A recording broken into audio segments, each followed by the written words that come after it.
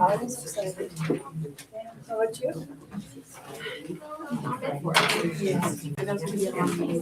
You're so pretty. Do you do that yourself?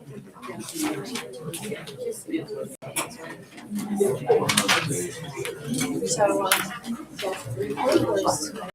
yeah, we're talking.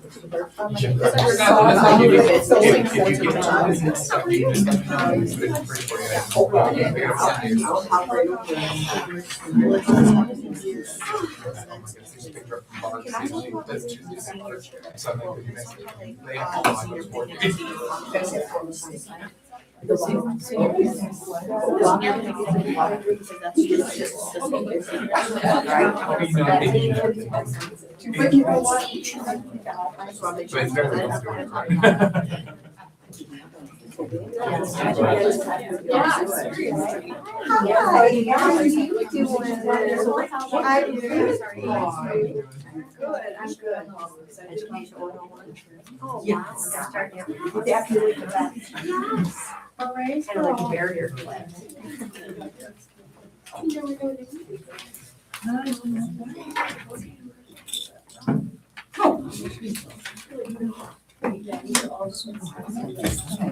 Oh, let's get close on the time.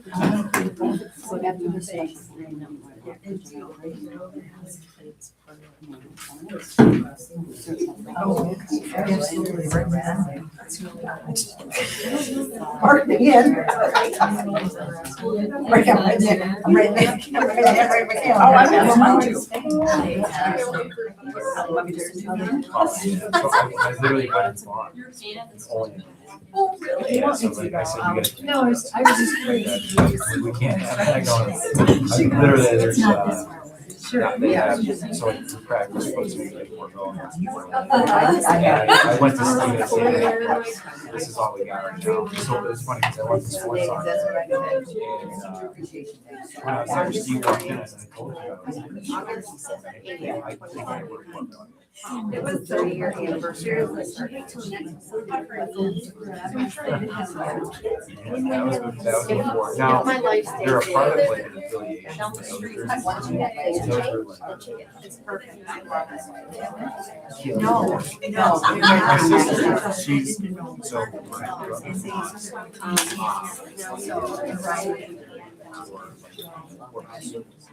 So like my sister. I get to observe right. Everybody's all situated. And this So they're. That way. So my sister. So you're. So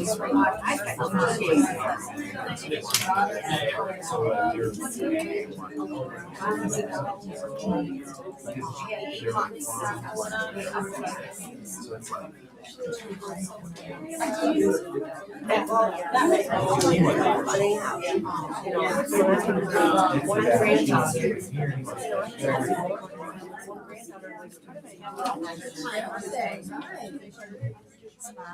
oh my. Oh my God. Yeah. Right? Oh, man. No, I made it.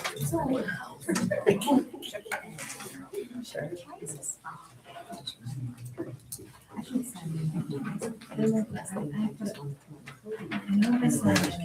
I can't send it on. Yeah.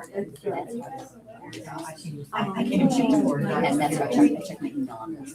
I haven't changed that. I checked it on my, We have one at on my the review college here. one in My laptop, but, It started.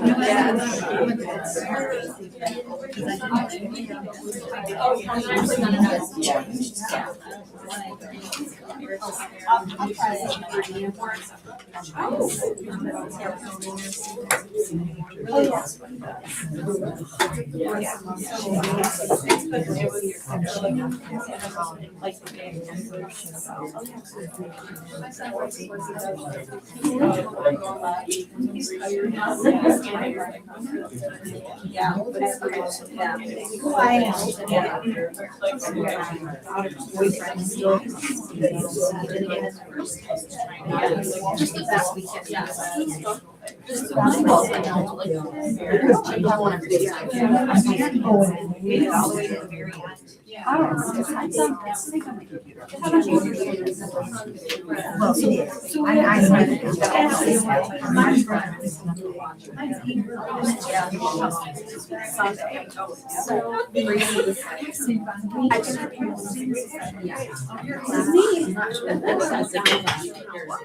I think it's Spanish third.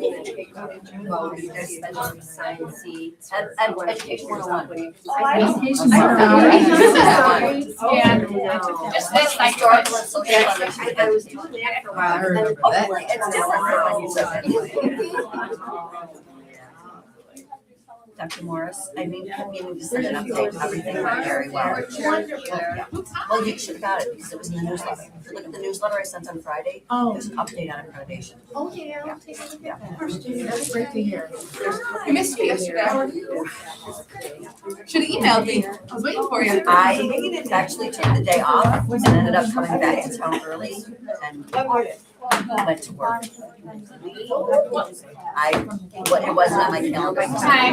I was looking at it. The gold caught my eye. You know, when I responded to your email, I almost got it. You have a Facebook page. In case you're not sure what that is, it's a major social media platform. I think I was like.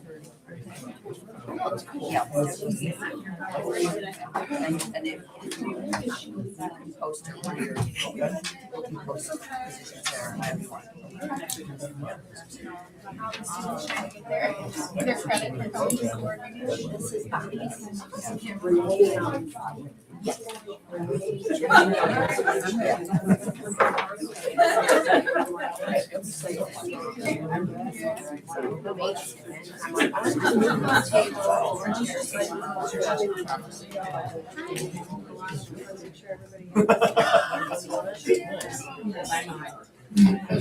I did check. That's okay.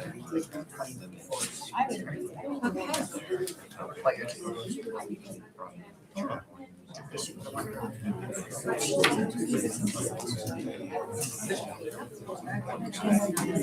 some of the professors just send them only go in your own, but if this one's probably.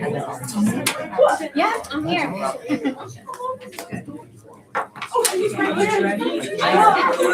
I'm here.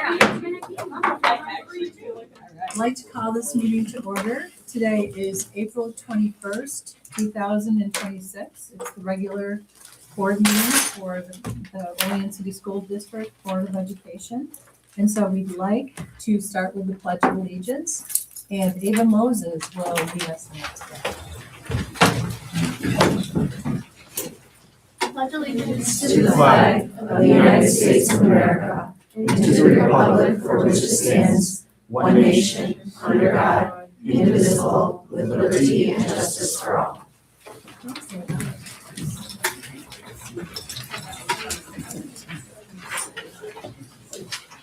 Next, we'll have a silent prayer for a moment of personal reflection.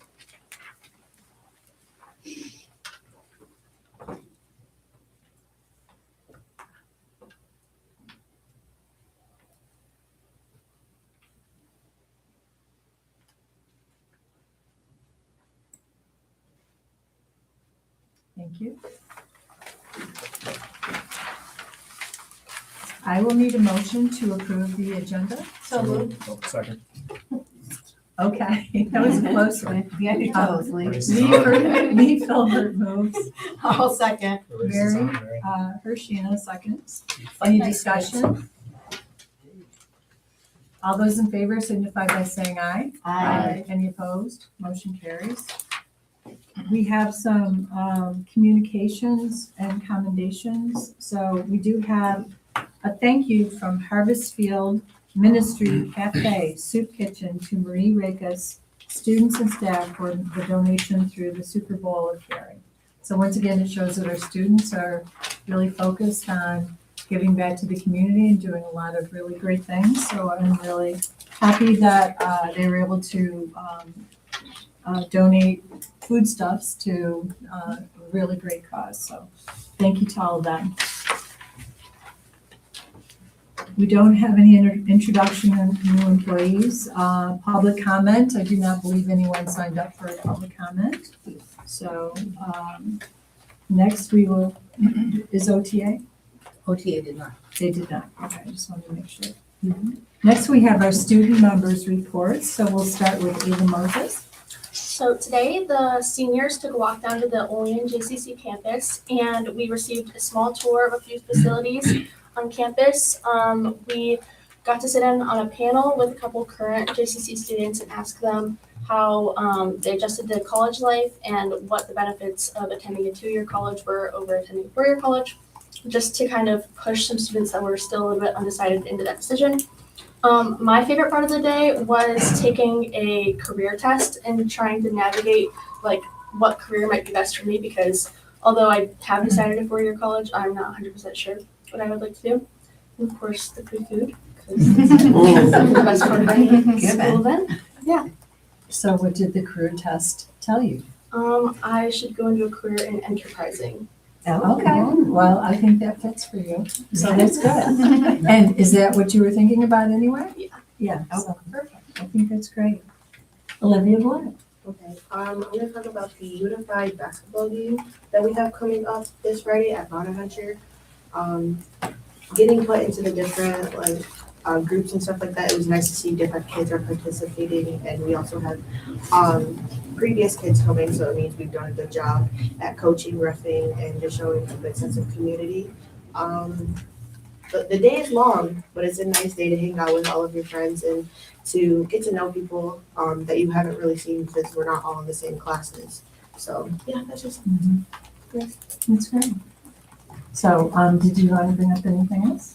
No, that's it? Okay, well, great job, both of you. Thank you for that. Next on the agenda, we have the board report.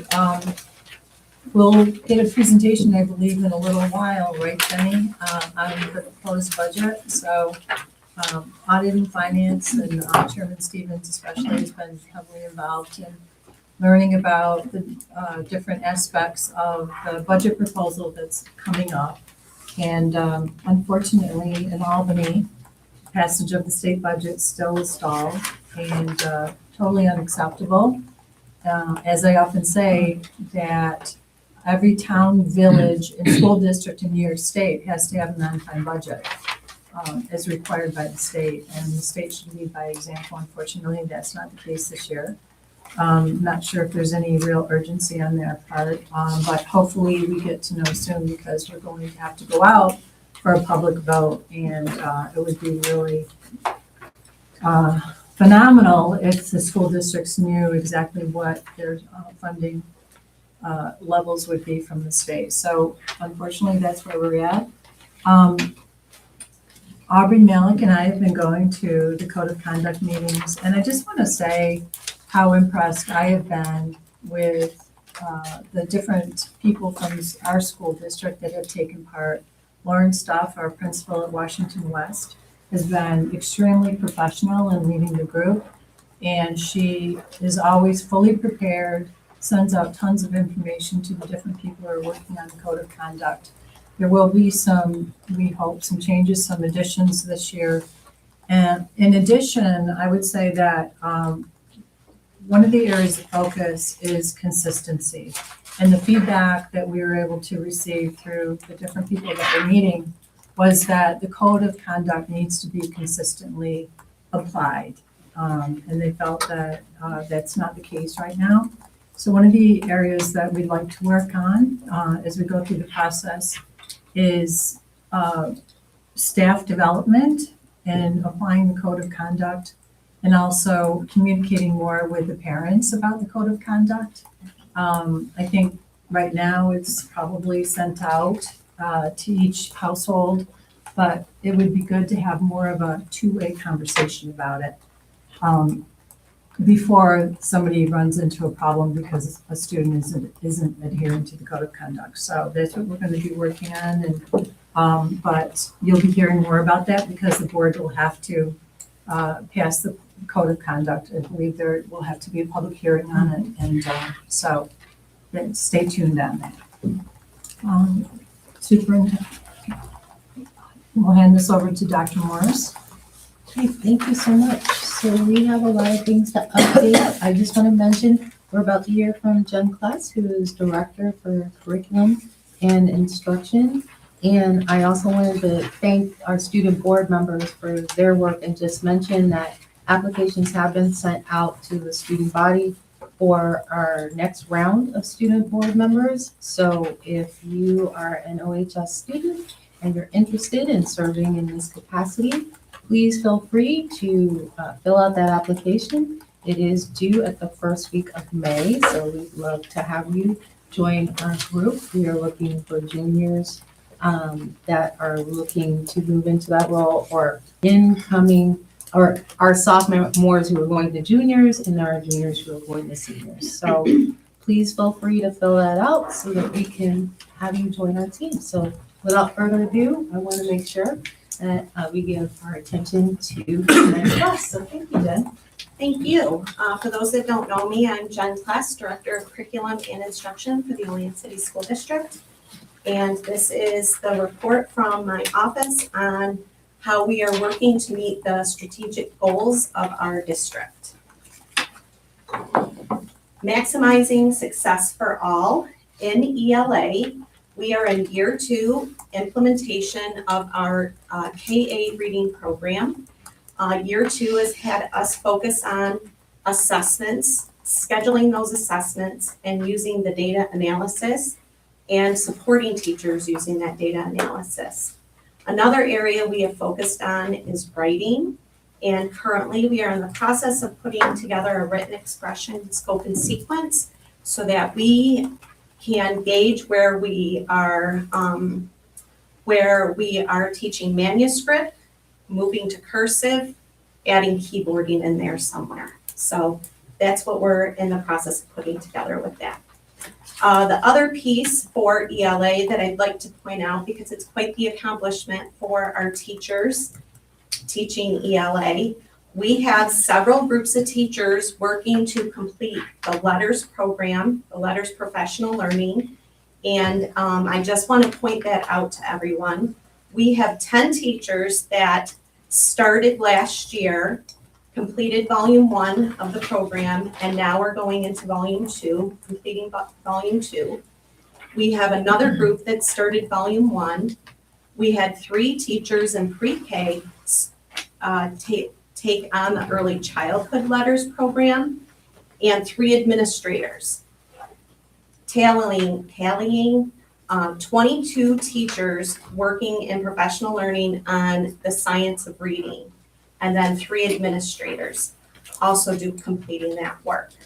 BOCES is supporting this professional learning, bringing it to our region, and Olean has been very blessed to be able to have so many people, so many teachers take part in this.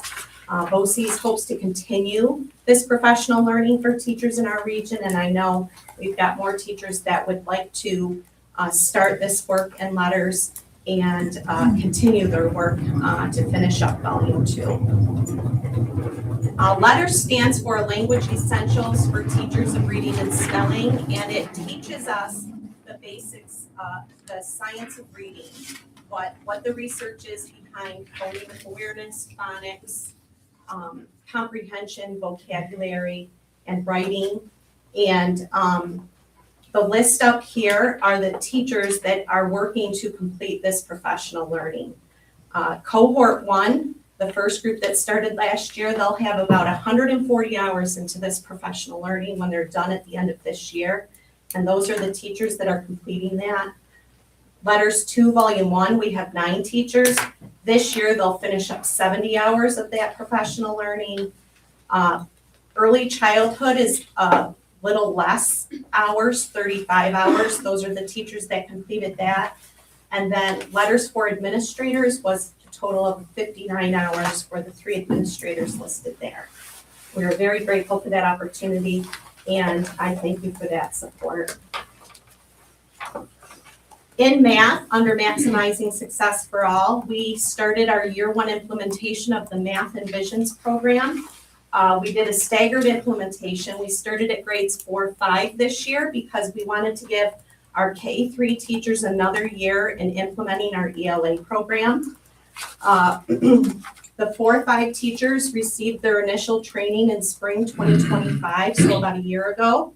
They were given curriculum planning support over the summer, and then they were given 2 implementation essentials professional learning in the fall and winter of 2025 and 2026.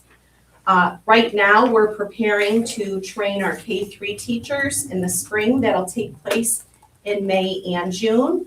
We're going to provide curriculum planning support over the summer, and then in the fall and the winter, they will receive 2 implementation essential trainings for each grade level next school year as they are supported as they implement that first year. So with the Envision, that's, could you describe the program a little bit more? Yeah, the math program. Mm-hmm. So it is a K-5 comprehensive program.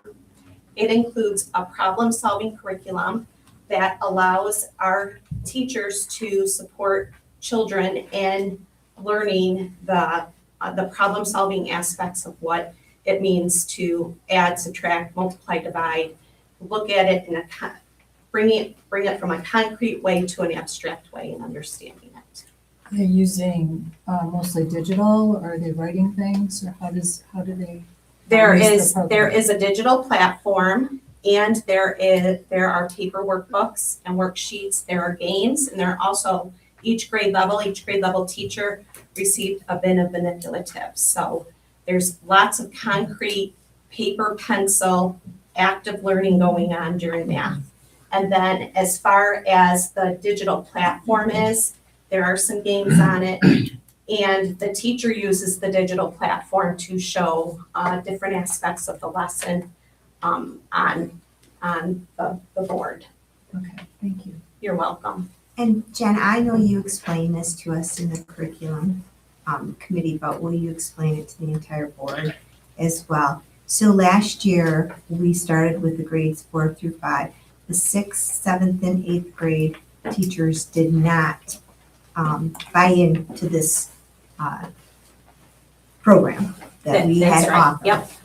And they had their reasons, Mhm. and we understand. But can you explain where we're at with the 6th, 7th? Absolutely. So people that are out there that Absolutely. have students that are in that, 6th, 7th, and 8th grade might want to know, well, I wonder what's happening with that. And you explained it already, but I'd like the board to hear as well, if you wouldn't No mind. problem at all. So when we did our ELA needs assessment, that was grades K-8. We moved into math and we kept it K-8. And one thing I've learned over the course of being in this position is you really have to listen to teachers. And so we went through a needs assessment in math. We took teacher surveys. We looked at everything we were using. And then the committee brought some programs in, some presentations from publishers. And the 6th, 7th, and 8th grade teachers were very adamant through all of this. We really believe what we have is directly aligned to our New York State math standards. And we think if we buy a big publisher, it's going to be, we're going to have a lot of work to bring it down, bring it to the math standards, because anytime you adopt a national program, there's local work to do to align it to the standards. So K-5 embraced Envision's math without question. They are super excited to get going on that. 4-5 started, K-3 starting in the fall. 6 through 8, we had to have several meetings after that to decide, all right, if you don't want Envision Math or McGraw-Hill, what are we going to do to help improve our test scores and continue to update our curriculum? Because that's what best practice is in our district. And so we met and they updated curriculum maps. We started benchmark assessment testing, and we've had our BOCE staff specialists work with our teachers to integrate the released math questions throughout the entire school year.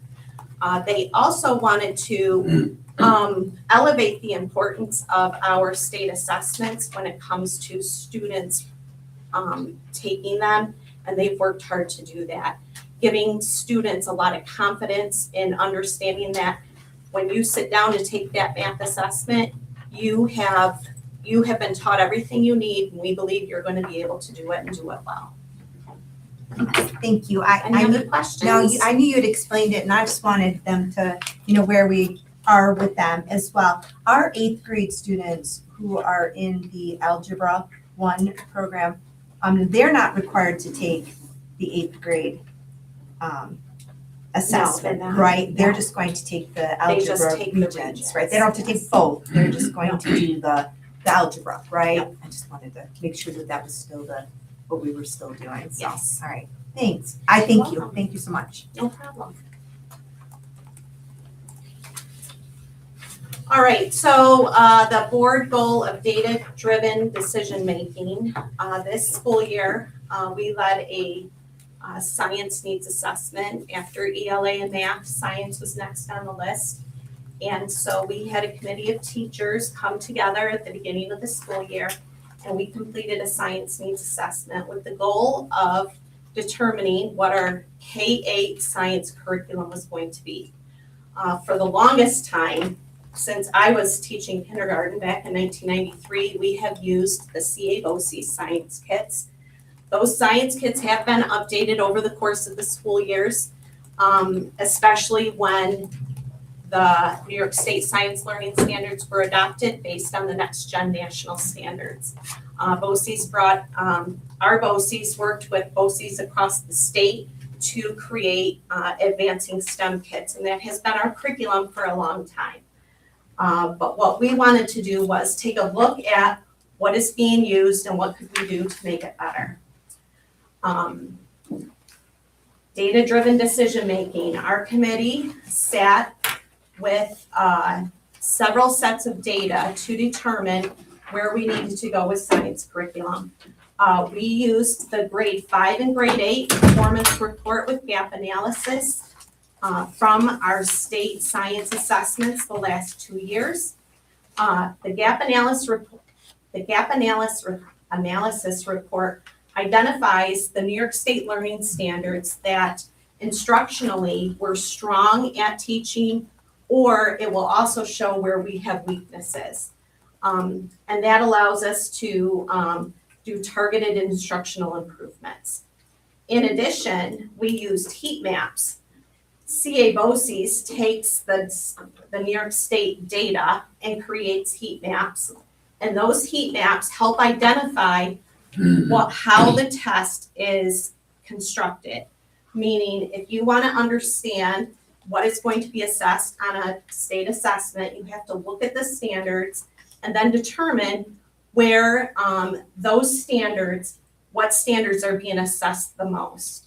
Now with our ELA and math, we have 10 years of data using the heat maps to help determine what makes up our test. The science assessments for grades 5 and 8 we've only done 2 years. We only have 2 years of data on there. But we had Clay Nolan from CA BOCES come and talk to us about the pieces that would help us understand this assessment better. And so between the gap analysis report and the heat maps, those were 2 pieces of data we used to help determine where we needed to go with curriculum. Another piece of data we used was teacher surveys. In the winter, we had our teachers, any teacher teaching science, complete a teacher survey. That survey allowed our teachers to comment what the strengths and weaknesses were for different curriculum materials they were using to teach science. That survey also allowed them to tell us, do you have any programs you want us to look at? What are other ways the district can support you in teaching science? What do you want to tell the committee about teaching science? And you will see the 2 pictures here are our teachers going through all of that data. They read every statement that teachers made in that survey.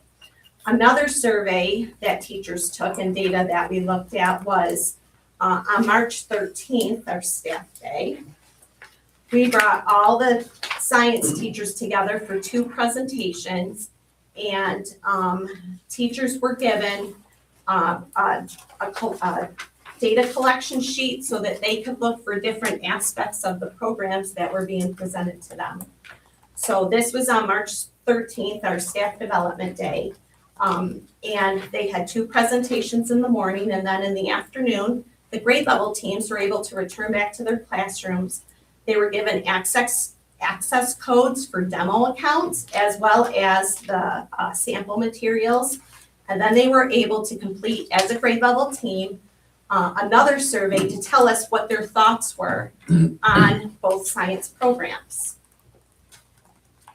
The 2 science programs that were presented at K-5 was Experience Science through Savas and then Inspire Science through McGraw-Hill. Grade 6-8 fell in love with Inspire Science, McGraw-Hill, and really didn't want another presentation. But we did have a presentation for all the 6 through 8 teachers that taught science. So, and then what they collected for information based on those presentations and the demo accounts and the sample materials, they collected information on the alignment to standards, usability for teachers, student engagement, instructional quality, differentiation and accessibility for students with different needs, assessments, professional learning, and then final thoughts. What else do you want the science committee to know about these programs? After we went through all of that data, we determined the committee is going to recommend Inspire Science from McGraw-Hill for K-8. They loved that the program allows for 1 to 2 hands-on activities every week. They love the amount of content there is to teach, which is what we found missing from our CA BOCE's Advancing STEM Kits. The Advancing STEM Kits have lots of hands-on activities and a scientist notebook, but where we were finding our gap with instruction was basically understanding the content that our teachers need to teach our students with these high-level science standards. And so now that we have a program to help everybody with that, we're going to do a staggered implementation again. And on your handout, you will be able to see some statements that teachers made in that last survey to the committee about this program. I just wanted to be able to share that information with you. We plan to bring that to the Board of Education for adoption in June. Right now, I'm working with the publisher to get quotes and to figure out our staggered implementation.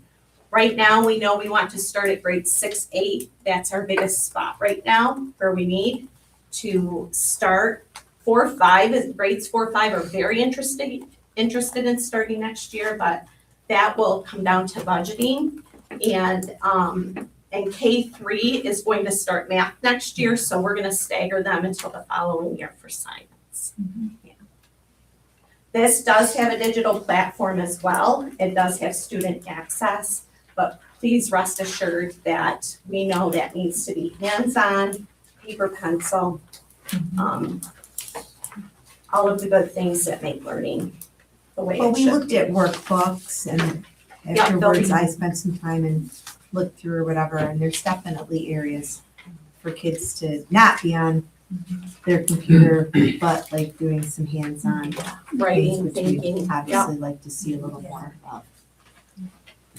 Yes, the one aspect with this was there are leveled readers for students on the topics that we're teaching them in science. And the leveled readers are differentiated, so they're on the same topic, but they're offered at different reading levels within the same grade level. And that is something our primary teachers and our intermediate teachers fell in love with.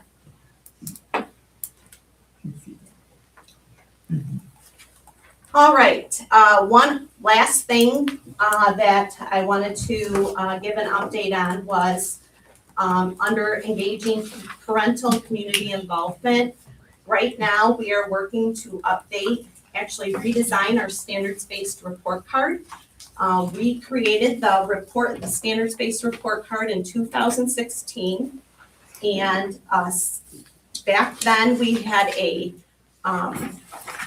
task force of teachers come together and use the New York State math and ELA standards to create a standards-based report card.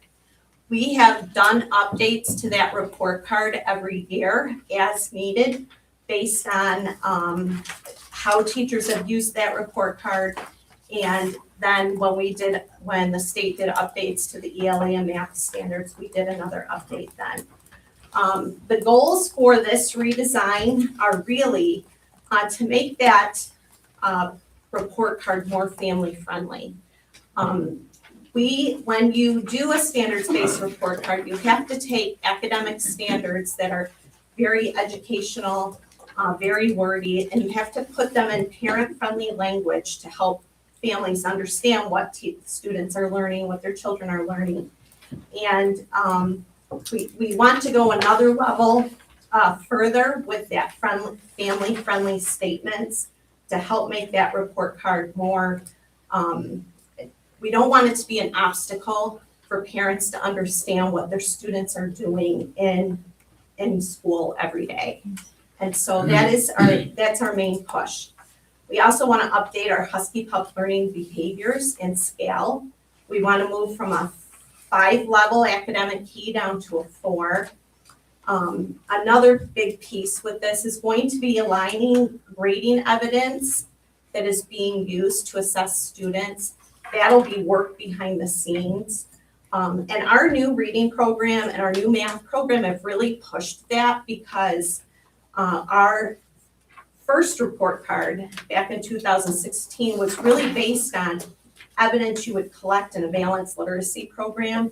And with our move back to the science of reading and the research behind it and the way the different aspects that it's taught, we need to shift our report card to meet those needs too. We want to develop a report card guide for families and assemble a very family-friendly overview of the state learning standards for each grade level that has to work with that has the standards-based report card, which is going to be pre-K 3. When we met with teachers in March to do this work, we did give them an overview of Inspire New York and the Portrait of a Graduate to bring them up to date on those initiatives, because the students that they're teaching right now are going to be, those students will be in the new aspects of high school programming and graduation in the years to come, based on the work the state is doing. And the other piece too was with those K-3 students, we went through the ELA and math data from last spring to help them understand that that report card needs to be a data piece to help us understand how our students, even at K and 1, are making progress toward those power indicators that are on the assessments. I don't want that to sound like we're teaching to the test. I want that to sound like we are teaching and assessing on the most important learning that matters to our students. Are there any questions? When you say the 4-level academic key, what are the 4 levels? Oh, I can't. They are, I think, 4 will be exceeding state standards. Okay. 3, meeting state standards. 2, we're still working on language, will be meeting state standards with support. Mm-hmm. And then 1 will be making minimal progress towards standards. It'll be something like So that. still in the process of Yes. wordsmithing. Wordsmithing, yes. Thank you. There will also be percentage grades on the report cards for K1 too. We're gonna go back to that. Yes, Julio? I just want to say thank you for all the I work. know. All the work you Jen, guys have done. Work so hard, I'm telling you, a lot of work goes into all this. And you've done it now for 3 years in a row, I or way before that, but bringing these new programs for each of the areas, good work. And it's Wow, work that I depends on appreciate strong that. Thank you. collaboration, which Yeah. is something you should be very proud of. Getting people in a room to talk about these things, that takes a lot of time And and I energy. love the voice that you've reached out to the teachers and asked, how they felt and, a lot of what they think matters in this. So, I mean, I think every school would be great to emulate the work that you've done. And I know you have brought it to other, places out there. So, I mean, it's, that's, every district should be striving for that. And I'm glad we're a forerunner in that. Oh, I appreciate that, thank you. I have had a couple, I know you have. Mark Carls has said to me, Jen, in other districts, the person who's in your position just picks it. They just pick it and tell the Yeah. teachers. Yeah. And you know what? As a teacher, I don't like that Yeah. so much. I want to. I'd rather have a little bit of say in, I may not get a lot of say in a lot of things, but, the fact that you're asking is huge right Yeah. there. You're asking how we feel, but, I mean, that's what I wanted to really point out with that map, because we could have been bulls and said, we're doing it anyways, and some of us were kind of like, what do you mean they don't want to do the new curriculum? But, I mean, they really felt like they were where they were at. You've still continued to do work with them. They're still working on curriculum maps and seeing where their, teaching and their instruction is matching with the standards. I mean, it's, we have, like you said, sometimes we just have to listen, even though we might think, what do you mean? They knew what they wanted to do and where they needed to be. And I love how we've staggered it. So we haven't piled it all on the teachers, even our fourth and fifth that want to do that science right now, because I'm sure they do. Because I know Mrs. Martin's in here somewhere. Where is she? That got Lily interested in science and, and we did the science fair projects and that kind of stuff. And that was really the first year, fifth grade, I can remember where we were really involved in that. So I'm sure that they are, anxious about that. But, they've got some other things on their plate right now. And you're kind of lessening that a little bit. So I think it's, Trying to. I think it's, I know. Thank you. And maybe you will, I appreciate the if we can do it, that's great, but, nice job. Jen, I wanted to say great job too, and I know you worked so hard on this, and you really did. I think everybody else nailed it, but when you started out and you said, I've learned in this job that it's really important to listen to the teachers. It's something that we really like to hear as board members, that there's so much engagement with the teachers, and you had those little pieces of colored paper, just like trying to match all those up and put all the pieces together. And I was at the curriculum meeting the other night, as you know, and we had a good discussion about digital and hands-on learning. And there's a lot of studies out now that say the more that we put things on digital for the students, the more the test scores are going down, and the students are actually, in many cases, their learning isn't as great as it used to be. So I'm so happy that there's so much hands-on. Because they probably did there's their work. 3 through 8 assessment, when are we doing our? Thursday. Thursday, when is it? Thursday, Friday. Thursday, Friday. We did ours today, it started today, as we do the computerized 3 through 8, assessments or whatever. There's a difference between assessing digitally and teaching digitally. There is, but, really, this, having our 3 through 8 on the computer, and then they have to take their regencies by paper unless they have a modification, that makes about zero much sense. Yeah, it doesn't. They should And that all be doesn't make any digital. sense at That way all. you get the results back faster. So, I will say that. It's true. I mean, yes, I understand. I know, and technology, we obviously have to, but I definitely think little pen and paper has never hurt anybody. So, and I do think they learn better, honestly, that way as well, so.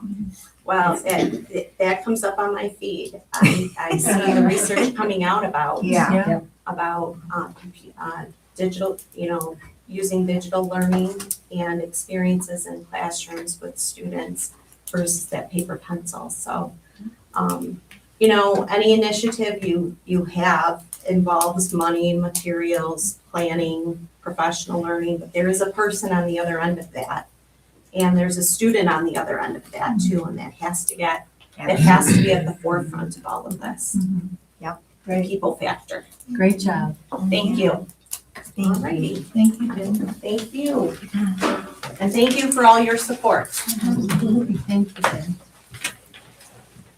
So we have a few more presentations. One is a update that just kind of gives a high level encapsulation of everything that you've heard over the past 4 months from our directors and our schools. So it's going to get that. Then we'll do the budget, and then we'll also do an update on the extra time that we're going to be employing. Yeah, one of the announcements meeting. You want to make all the announcements? So originally, the modality I was gonna deliver this in was from my computer, so hopefully, I'll do it from here and won't lose anything. So, every year in April, we provide, the Board of Education public an update on the strategic plan and the progress that we're making, in proceeding through the plan. It's a 4-year plan, so this is year 3.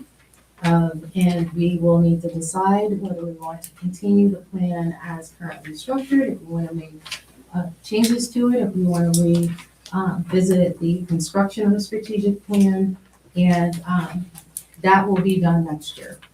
But want to provide a level of progress for year 3 for the past year.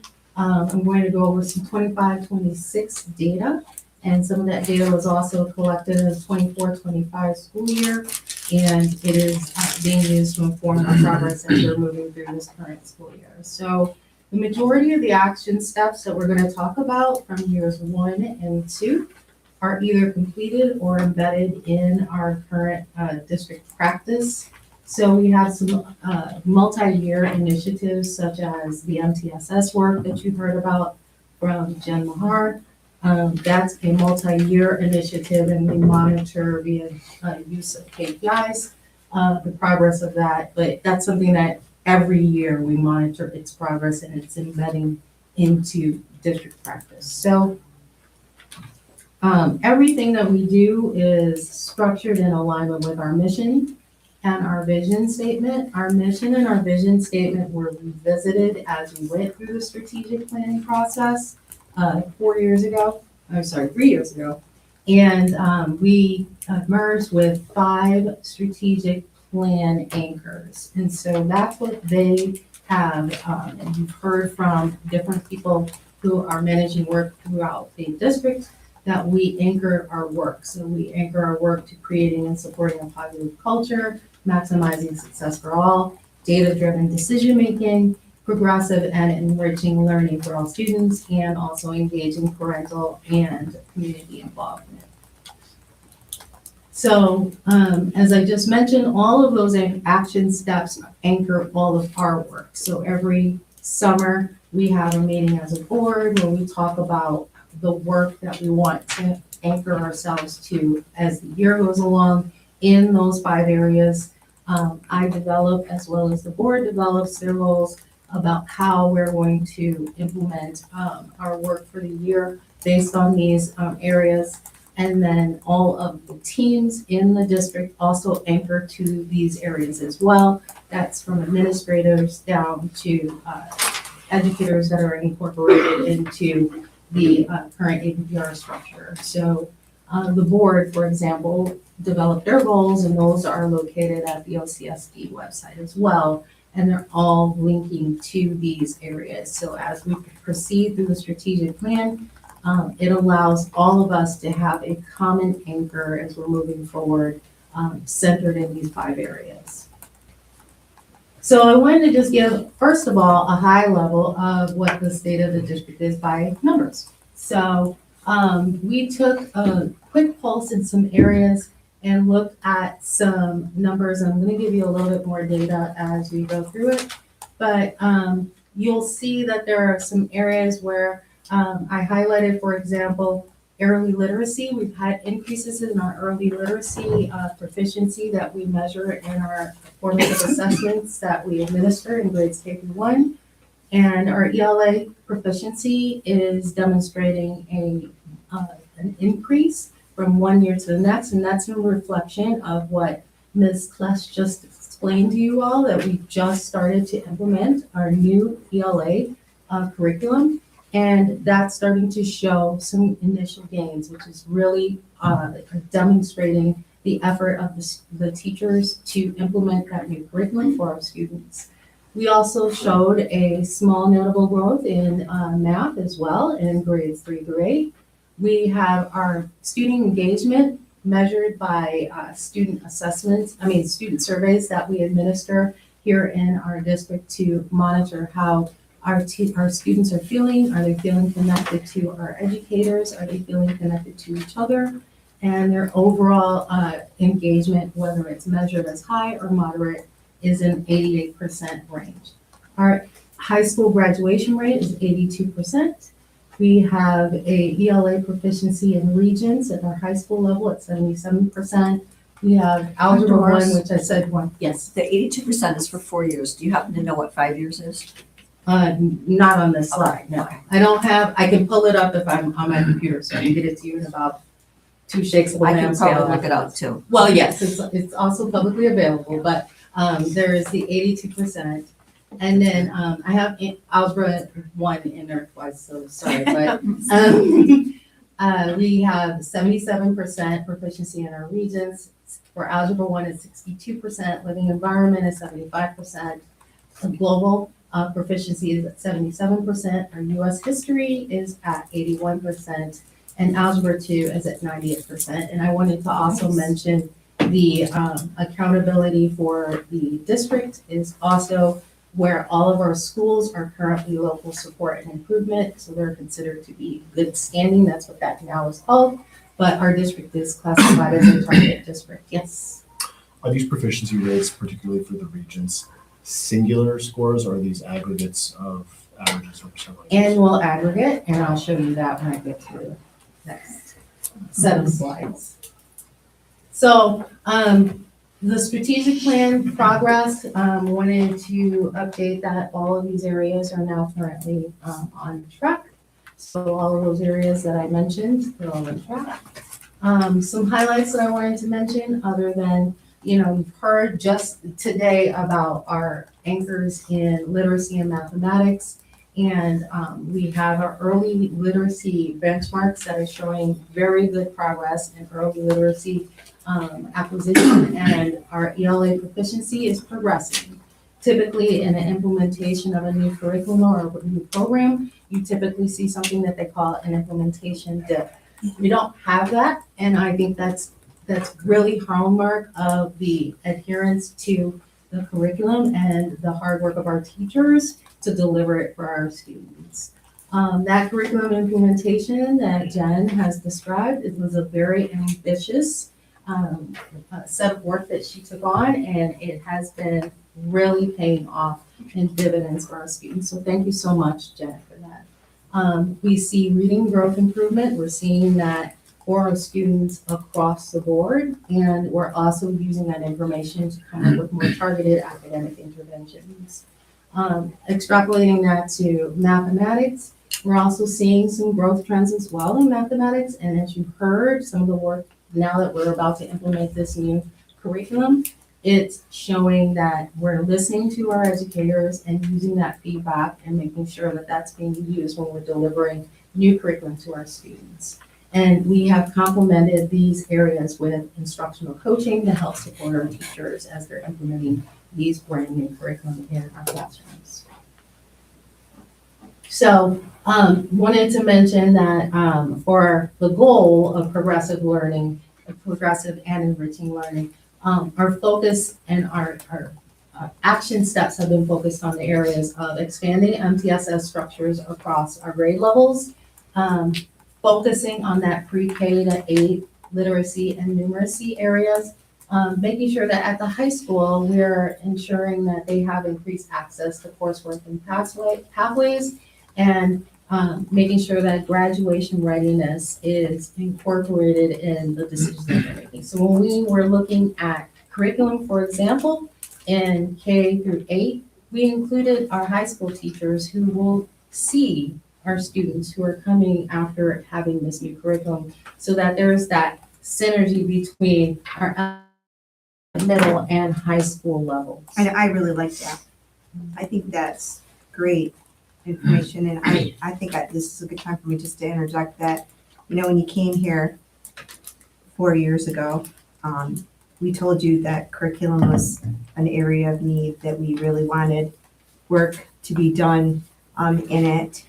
You know, you jumped on with the strategic plan, and we've had a lot of new curriculum that's coming forward because we knew we were at that spot where we needed it. So we thank Jen for all the work that she did. I know your support, I'm sure, has been huge for her as well in being able to do it. So I say the words, right? Yes, exactly. So, and we knew that was huge and that was important. And when you came, we tasked you with that and you jumped right on. So I just, you know, as we were thanking her, I just wanted to thank you too for the work that you've done. So we wouldn't be where we are right now without that. Yeah, you guys have definitely said this thing. Absolutely. We were so in need of that, and you did what we asked. So I certainly appreciate that.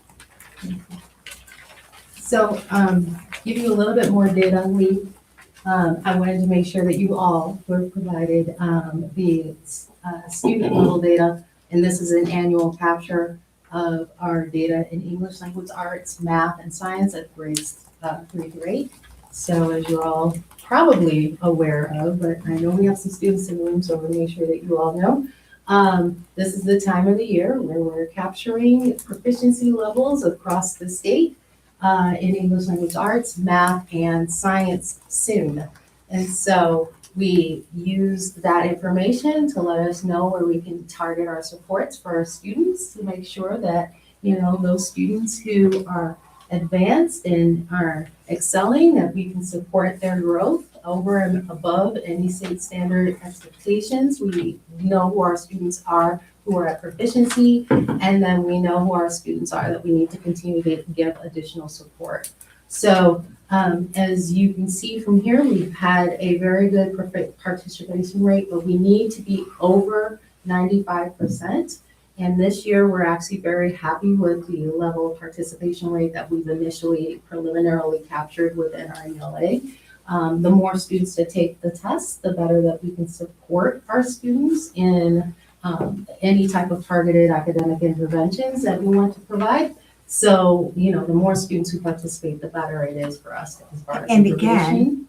again, you can opt out of these, but you can't opt out of the Regents exams. So Right. the idea that you're taking these tests, knowing that, because, you know, to opt out in 7th grade, you turn around and you move into the, you know, into Algebra 1 in 8th grade, there's no opting out of Regents exams. Not at this point, until things change, and they haven't changed yet. So, I mean, That's because the more we get kids taking these tests, the better. yeah, and remember, a grades 3 through 8 is called an assessment for a reason. It's an assessment where we're collecting that student's performance at a particular period of time. And that is supposed to be used to inform their educators and their teachers that are working with them to help support them. Examinations, however, are used for decision-making such as course credit, et cetera. So anyway, we've had increases from 2024 to 2025 in both ELA and math. We had a nominal increase in science, but we expect, as we're continuing to do these reviews and needs assessment in each one of these areas, that we will continue to see areas where we are helping to support our students to grow from levels 1 and 2 to levels 3 and 4, which is where you want to see them. Yes? Does the state definition of proficiency, is it roughly analogous to literacy? No, So it is not. Okay, I was just. It is not. So there are two different assessments altogether. Right, okay. Yeah. That's what I figured. So even though they have improved a little bit, they still should be hopefully in the future a lot higher. Oh my That's gosh, the yes, absolutely. And that was the main thing. To put it quite simply, when you looked at the data formerly, the students were not, there were not high levels or percentages of students in levels 3 and 4. And it really became a question of, if the students are going to be assessed on something, they have to be taught that something to be able to demonstrate their proficiency. So we had to do that needs assessment that Jen just described to show that these are the expected standards that New York State Education is going to be assessing you on. If we're not teaching those, our students can't possibly show where they are at proficiency or not. And so that required some hard work on our end to look at what we were teaching our students, look and see what the New York State assessments would be asking us to teach them, look and see what the curriculum matched that, and then making the selection that was not easier, but best fit for the teachers to deliver to our students, so that when they get in front of the test, they have the opportunity to show, I am proficient on this because my teacher has delivered that to me, and it is a best match to what I'm going to be assessed on. So not going to spend a lot of time on this because, as Jen has described, but just kind of taking you along the timeline of where we were. In 23-24, we started our first needs assessment review, and we looked at the science of reading at that time. We wanted to make sure that what we are providing to our students, as I said, is in alignment with the expectations from New York State Education Department as far as standards and curriculum. And the curriculum that we wanted to make sure was in front of our students needed to be aligned to not only the standards at New York State, but also the science of reading.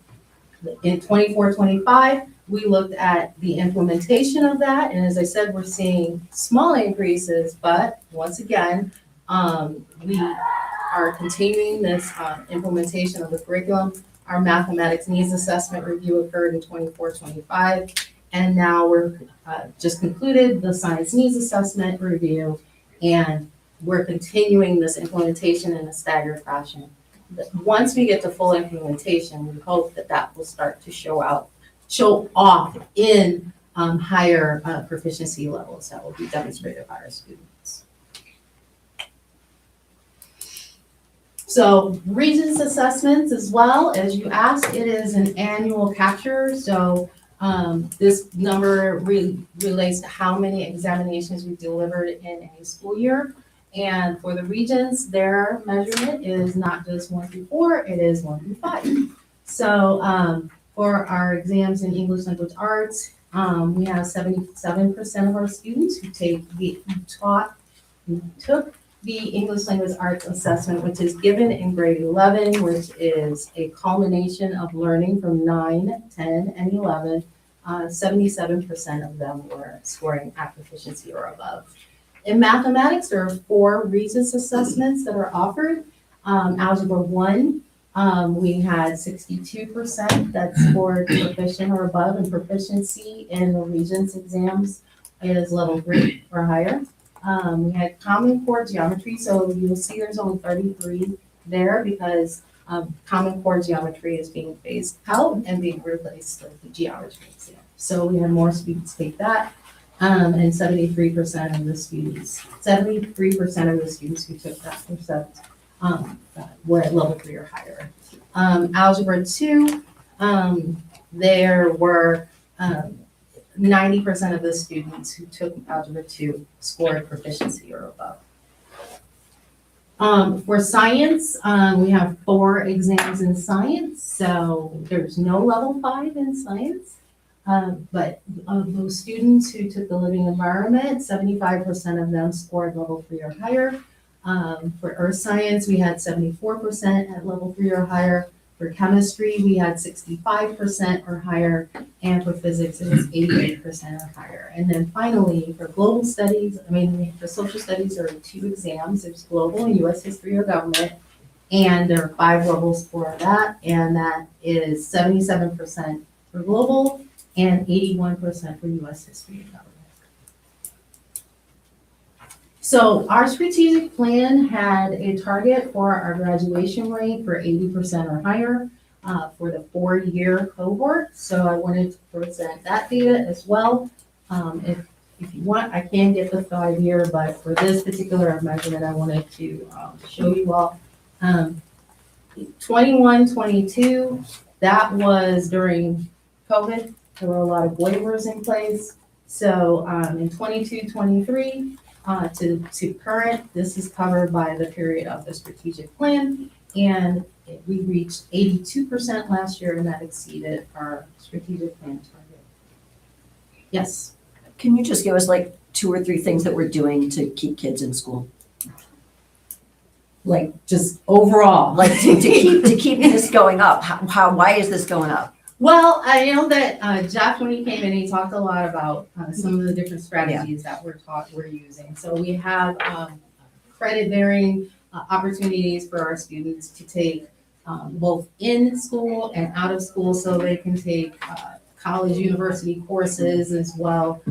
We have a partnership with our LOCs that's also allowing students to explore career pathways.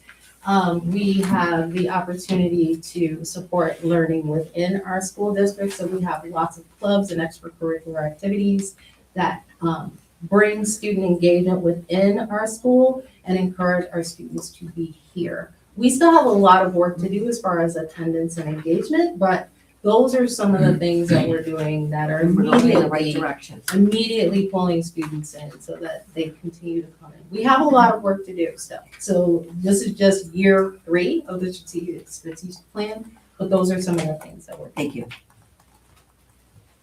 So we're working on improving attendance across all schools. We are still employing different strategies to try and reach our families. We have a parent engagement specialist who is working to create opportunities for our students and families within the school district and engage them here.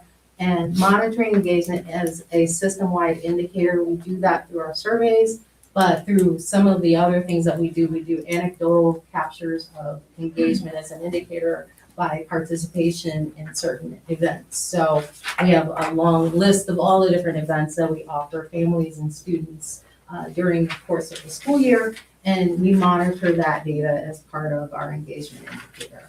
But once again, this is year 3, and we have a lot of work still to do. So here's chronic absenteeism. So talking about work that we have to do. So 24-25 versus 25-26. The biggest thing to look at is the pink.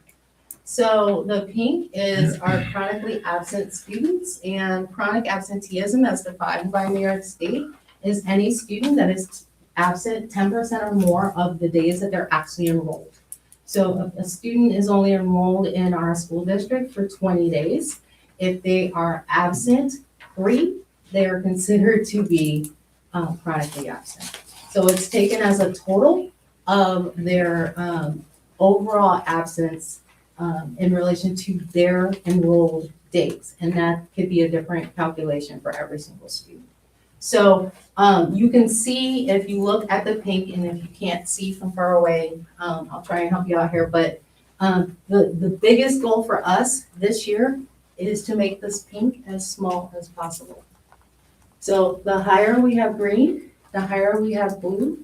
That means we have students who are in school, and that's where we want them.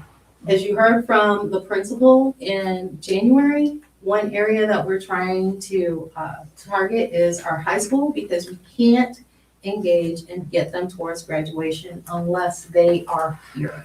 We need them here, we need them in front of our teachers, we need them receiving their information so that they can show on their exams that they're ready to graduate and be successful when they leave us. So the more student attendance that we have here, the better it is that we're able to help them succeed there. So this is an area that every year and every month, we're constantly reviewing to try and figure out what are ways that we can do to bring and engage our students in school. As you've heard from our schools, this is an area that's constantly being examined, and it's an area where we're constantly trying to refine. Yes? So Eastview and Washington West have the largest improvements there. Yes. What specific practices have been identified in those 2 schools that are resulting in that? Have we looked at So that? when both principals came, they described lots of different incentive programs. So they have incentives built into weekly, monthly incentives that they tie into the program. They try to do like reward celebratory experiences. They do lots of different things that to incentivize our kids to attend school. Attendance is probably the most researched, non-content specific area of education. Yeah. Period. Yeah. And it's And it's a problem. continual problem, and this is great that we've been able to make this much progress this Yeah. quickly. We've made progress, but once again, seeing the pink, which is one of my favorite colors, but still seeing more pink, we want that just to continue to get compressed and go down. We want all of our students to be here, and we don't want anyone to be chronically absent. Now, is it fair to say that those incentives and sort of celebration structures that they presented on, which I do remember now you mentioned it, they don't translate necessarily in terms of their efficacy as you go up in age? I think that may be the case, but there are some things that are happening at the high school. So for example, there's the honorable ceremony that's being done by one of our high school teachers. And that's being used as an incentive to try and make sure that students come, they participate, and they have a celebratory opportunity to get ice cream, they have pizza, and things like that are very similar to what's being used at some of the other schools. Food is a great unifier, especially food that they want. But, you know, those are some of the examples of some things. I mean, we have dances and we have other activities that happen at the upper grade levels.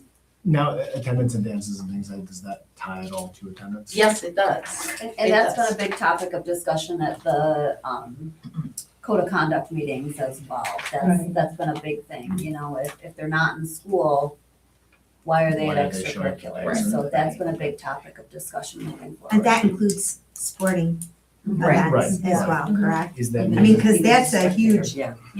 thing Is right that there. meaningfully being enforced? Yes. Okay.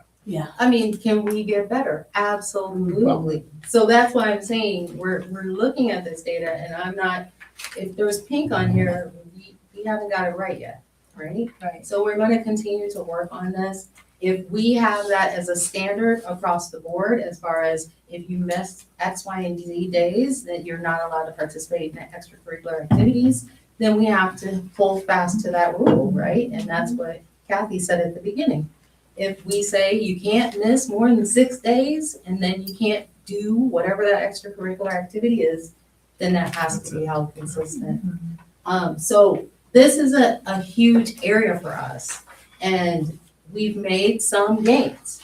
But until we're able to compress this pink out of this chart, we still have work to do. I don't ask you critical, I was just curious. Yeah, no problem, of course. Any other questions about this particular slide? And so, you know, every workshop, New York City, Lake Placid, wherever we're going, this, but you name it. This is probably the hugest topic that they talk about. So Well, if you can't you get them in think the that building, we are, you can't win. you know, experiencing it. We are not the only ones that are experiencing it. Every school in the area is fighting absenteeism. And I mean, you know, and so, you know, maybe at the high school level, we have to really put on our dancing shoes or whatever, but you know, we've got to get them engaged. If they like what they're learning, if they like the teachers, if they like the classes that we're offering, they want to be here. They don't want to miss something. You know that, what's my daughter call it? FOMO. You don't want to FOMO it by not being in there, you know? So I mean, you know, I mean, that's how we get them at the high school level. No more FOMO. No more FOMO, that's right. I mean, you know, this is where you want to be because it's fun and it's engaging and the teachers, and I'm, you know what I mean? And I'm learning and I see my friends and it's enjoyable and, you know, that kind of thing. So maybe not so much the food and the treats and all that kind of stuff, you know, but there's got to be that hook, you know, of why they want to be here. And I mean, the parents got to push them too. It's a team effort, you know, I mean, we can do what we can do to pull them in. The families have to do what they need to do and say, hey, you gotta go. This is it, so.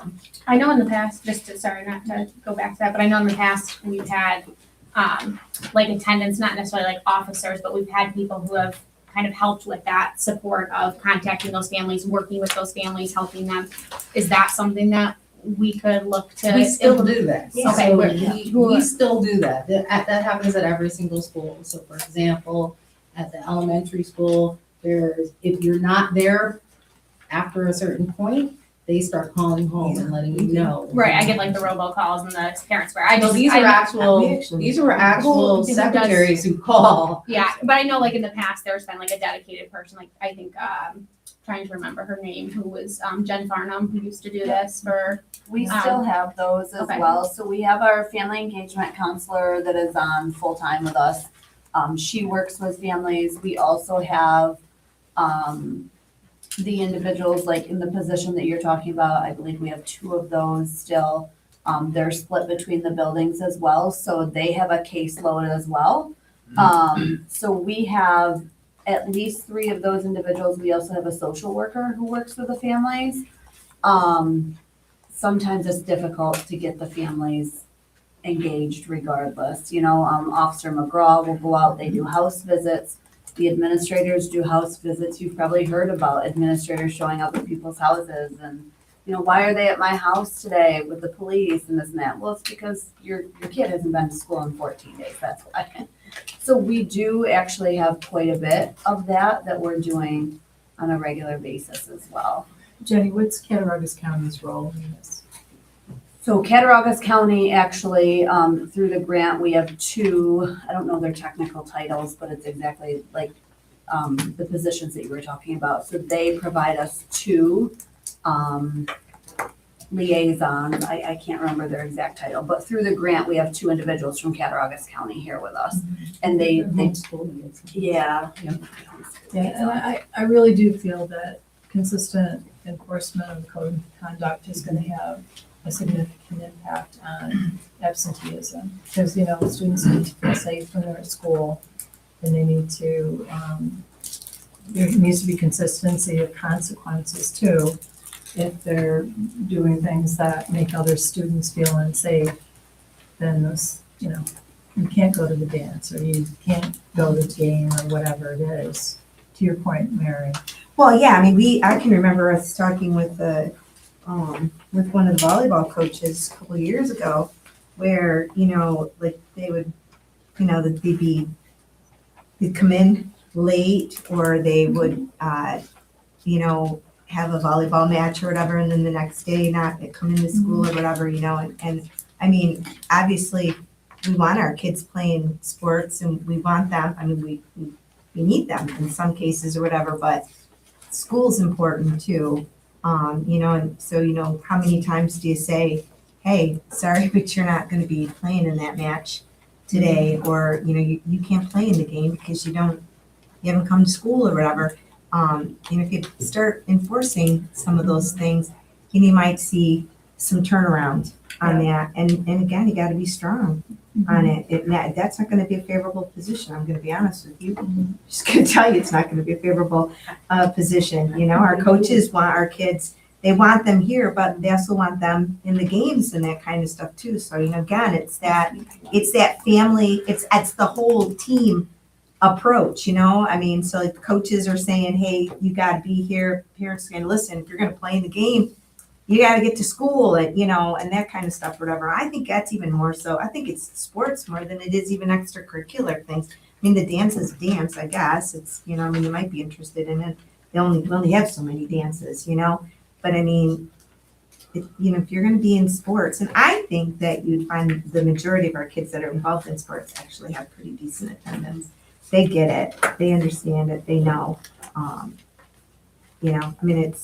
think that's true. You realize it's important, right? That I'm getting good grades and I'm doing all that, so. There's kind of an irony with, trying to encourage attendance by saying, well, You can't do you this? can't, well, no, not that. Actually, I don't have a problem with that, because I'm just saying that there's kind of a cohort overlap, where like the cohort that's going to show up for the extracurriculars is also likely corresponds to the cohort that's likely to show up in school in general. Absolutely. So Yep. it's like you're dealing with like apples to oranges here. So. Yeah, I know, But so it's the that's the kids in the thing, middle you're that you're right. catching But with there that. are a few, yes, and there There's are ones some in of the those. Well, I mean, I don't That you do, denigrate, yeah, but but just you're right, I saying mean, that I this kind of have to think that too, they realize that, and especially if we're, and I think we are kind of stressing that now, I know many of the schools are that, you know, if you're gonna play, you gotta be in school, and they kind of get that, I mean, they know that, it's important, you Yeah, know? we adjusted our policy in We did response to that adjust it, concern yes, as we well. did, and the coaches were happy about that, they came to us, they're the ones that came to us and Yeah. said that, so.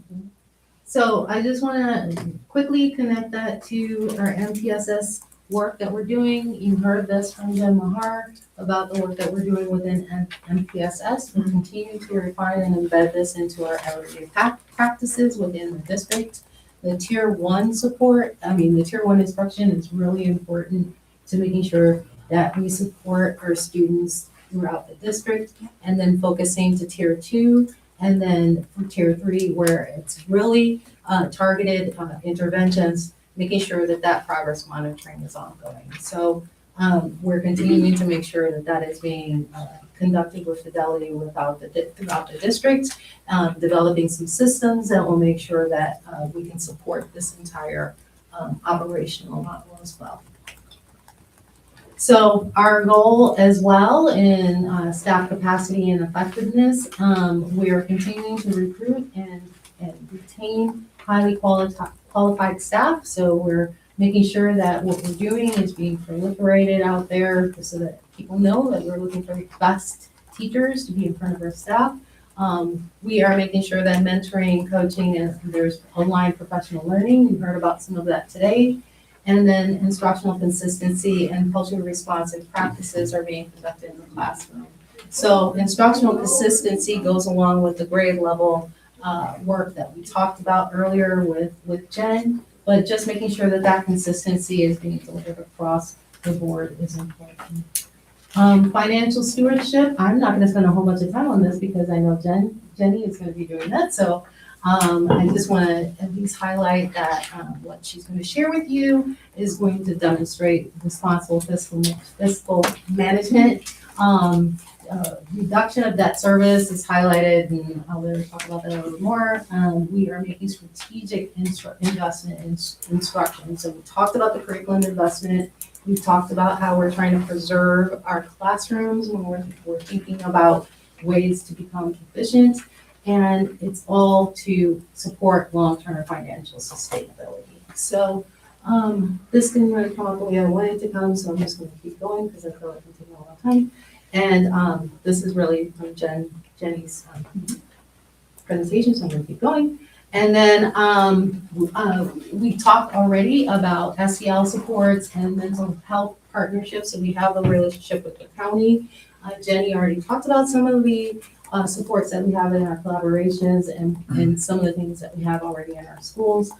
Talked about positive behavior frameworks through MTSS and the expectations that we have alongside that, and making sure that we're focusing on equity, belonging, and school climate. So in the upcoming school year, we're making sure that, for example, our elementaries are mirroring to the extent that they can their scheduling, so that what you're receiving in one elementary will be on par with what you're going to receive in another elementary. So that's from curriculum, from scheduling, all of that, so that there's an equitable access for parents and families and students to the curriculum.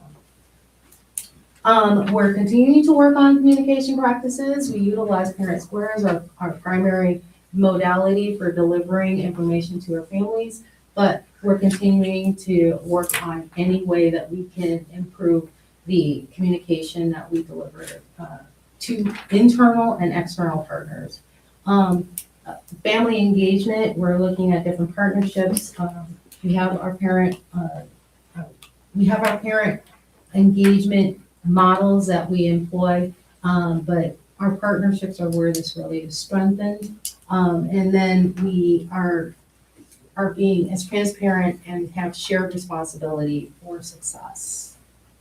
So our challenges and our next focus areas. So we've talked about some of them, but I will go really quickly through this. So this is year 3. We still have another year of the strategic plan itself. So we have the final year and we will next year just determine whether we want to continue, revise, or try again. But we still have a continued need to improve literacy and math, particularly at our elementary and middle. Looking at that chronic absenteeism factor and trying to maintain our high student engagement, working on that instructional consistency within our district. Working on making sure that we are always keeping an eye on any type of fiscal pressures while maintaining program quality and then prepare for that final year with sustainability. We will continue to practice monitoring of the BOE goals and continue to show regular updates and prepare for that final year. So are there any questions about this particular one? Because I want to really quickly go into extra time. No?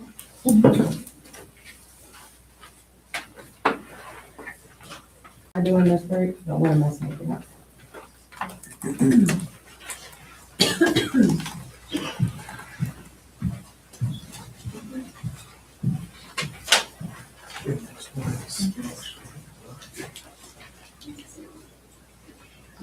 Yep. Sorry, I thought Jen was. She will. You were correct. Yeah, you were absolutely right. I just figured if you guys can hear me more, so that was. I'm always cold. Frozen like an ice cube most of the time. I know. So I'm hot too. Yeah. I'm like,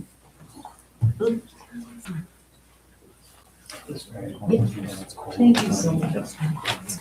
yes. Okay, so I want to give you a very quick update on the time study that we did and the 15-minute extension for the upcoming school year, and then I will turn all of this over to Jenny. Jenny, you won't have to hear me do that. So last year, if you remember, we have a new collective bargaining agreement that was negotiated with our teachers. And that requires a 15-minute extension of the student day beginning in September 2026. So our goal was to make sure that added time is going to improve student learning, well-being, and equity. So with that in mind, I just wanted to give a brief overview of the work and any recommendations, and there's no formal action that's being asked to be done by the board tonight. So we created, to make sure that we had input on this extra time, we created something called a congruence committee. We worked with a thought partner from the Western New York Service Council who worked with this team that was consisting of parents, teachers, administrators, to review current K-12 schedules. And we did a thought exchange survey that was sent out. We sent it out twice to make sure that we got as much engagement from the community as we could. And then we also had a community forum in January. And what we consistently heard was for this extra time that we're getting, we want to have this used for extra academic help, intervention, advisory period, and enrichment. And also, people wanted to make sure that there were no negative impacts on athletics, transportation, and family schedules, and make sure that the time benefits all students. So this approach was important because simply making the day longer is not going to automatically improve learning. So when we're adding time, it works best when it's used for small group help or extra support. It's used to strengthen connections between students and adults, and if it's planned intentionally, then it will benefit both teachers and students. And so that 15 minutes a day, it really quickly adds up. That's about 45 additional hours per school year, and used well, that can make a difference for all of our students. And we just talked about how having our students here is so important, but also this extra time can help all of our students be successful. So we are adding this 15 minutes of time for the upcoming school year. We're going to add 5 minutes to our morning schedules and 10 minutes at the end of the day. So we are doing that to minimize disruption to our after-school activities. It's going to work best with our transportation schedules. So we're going to stagger the middle school schedule because we want to make sure that the transportation schedule is in alignment with the opening and close of school. And it reflects our community input and it meets our contractual and instructional requirements. So next steps are we will share this widely. Staff have been informed of this time. The middle school, as I mentioned, is slightly staggered to support our transportation flow. And the buildings are being led by principal-led teams to plan about how this time will be used. And just to make sure that everyone's aware, this won't hurt athletics or any after-school activities. We came up with this schedule deliberately to make sure that it would minimize impact on practices, competitions, and also still provide support to our athletes and all of the students. Bus schedules will not be overall changed, but we're going to continue to review and adjust as we need to make sure that they run efficiently and reliably. And childcare and before and after school programs, we're trying to do that split because that is hopefully going to reduce disruption for any families and community partners as well. So that's what we're doing with the extra time. Any questions about extra time? Now I'm giving this over to Jen. Thank you. Okay. While Luke is getting the presentation up, I'm just gonna get started. There is another seat over here if you want it. There's some in the back there if you wanna have a seat. Okay, so I love the fact that we have a ton of guests here tonight, so welcome. My name's Jenny Bellata, I'm the business administrator here, and I'm gonna present the budget tonight, the last piece of it. May 5th in the LGI room, we will present the overall budget to everybody. The audit and finance committee, as well as the administrators, have been working very hard on this budget. We started the process in October, so we're finally wrapping it up. As Kathy shared, unfortunately, we still don't have a state budget. So we have no concrete data to go by based on what revenues we're going to get. Makes the budget development process a little more difficult. But we do what we can with what information we have. Dr. Morris shared this information about our strategic plan as well, so I'm not gonna go through it in detail, but every decision that we make, every dollar that we build into our budget drives back to one of the goals that we have. Jen Kless presented earlier a lot of the initiatives we're working on. The principals and the administrators have presented the last several meetings. Everything that we're presenting on comes with a cost. And together we work to make sure that we can build it into the budget so that we can make all of these plans and all these goals a reality. When we started this process, the board, shared with us their concerns and about financial stability for the entire region. It's not just us as a school. Every single taxpayer is feeling the hit of increased costs everywhere. And the goal was very clear. We want to build a responsible budget with the least amount of impact to the taxpayers and the least amount of impact to our students. Build a budget with a 0% increase to the tax levy and still maintain the same programs that we have. Yep. So I'm very proud to say that we have achieved that. Our budget for next year will be increasing about $943,000.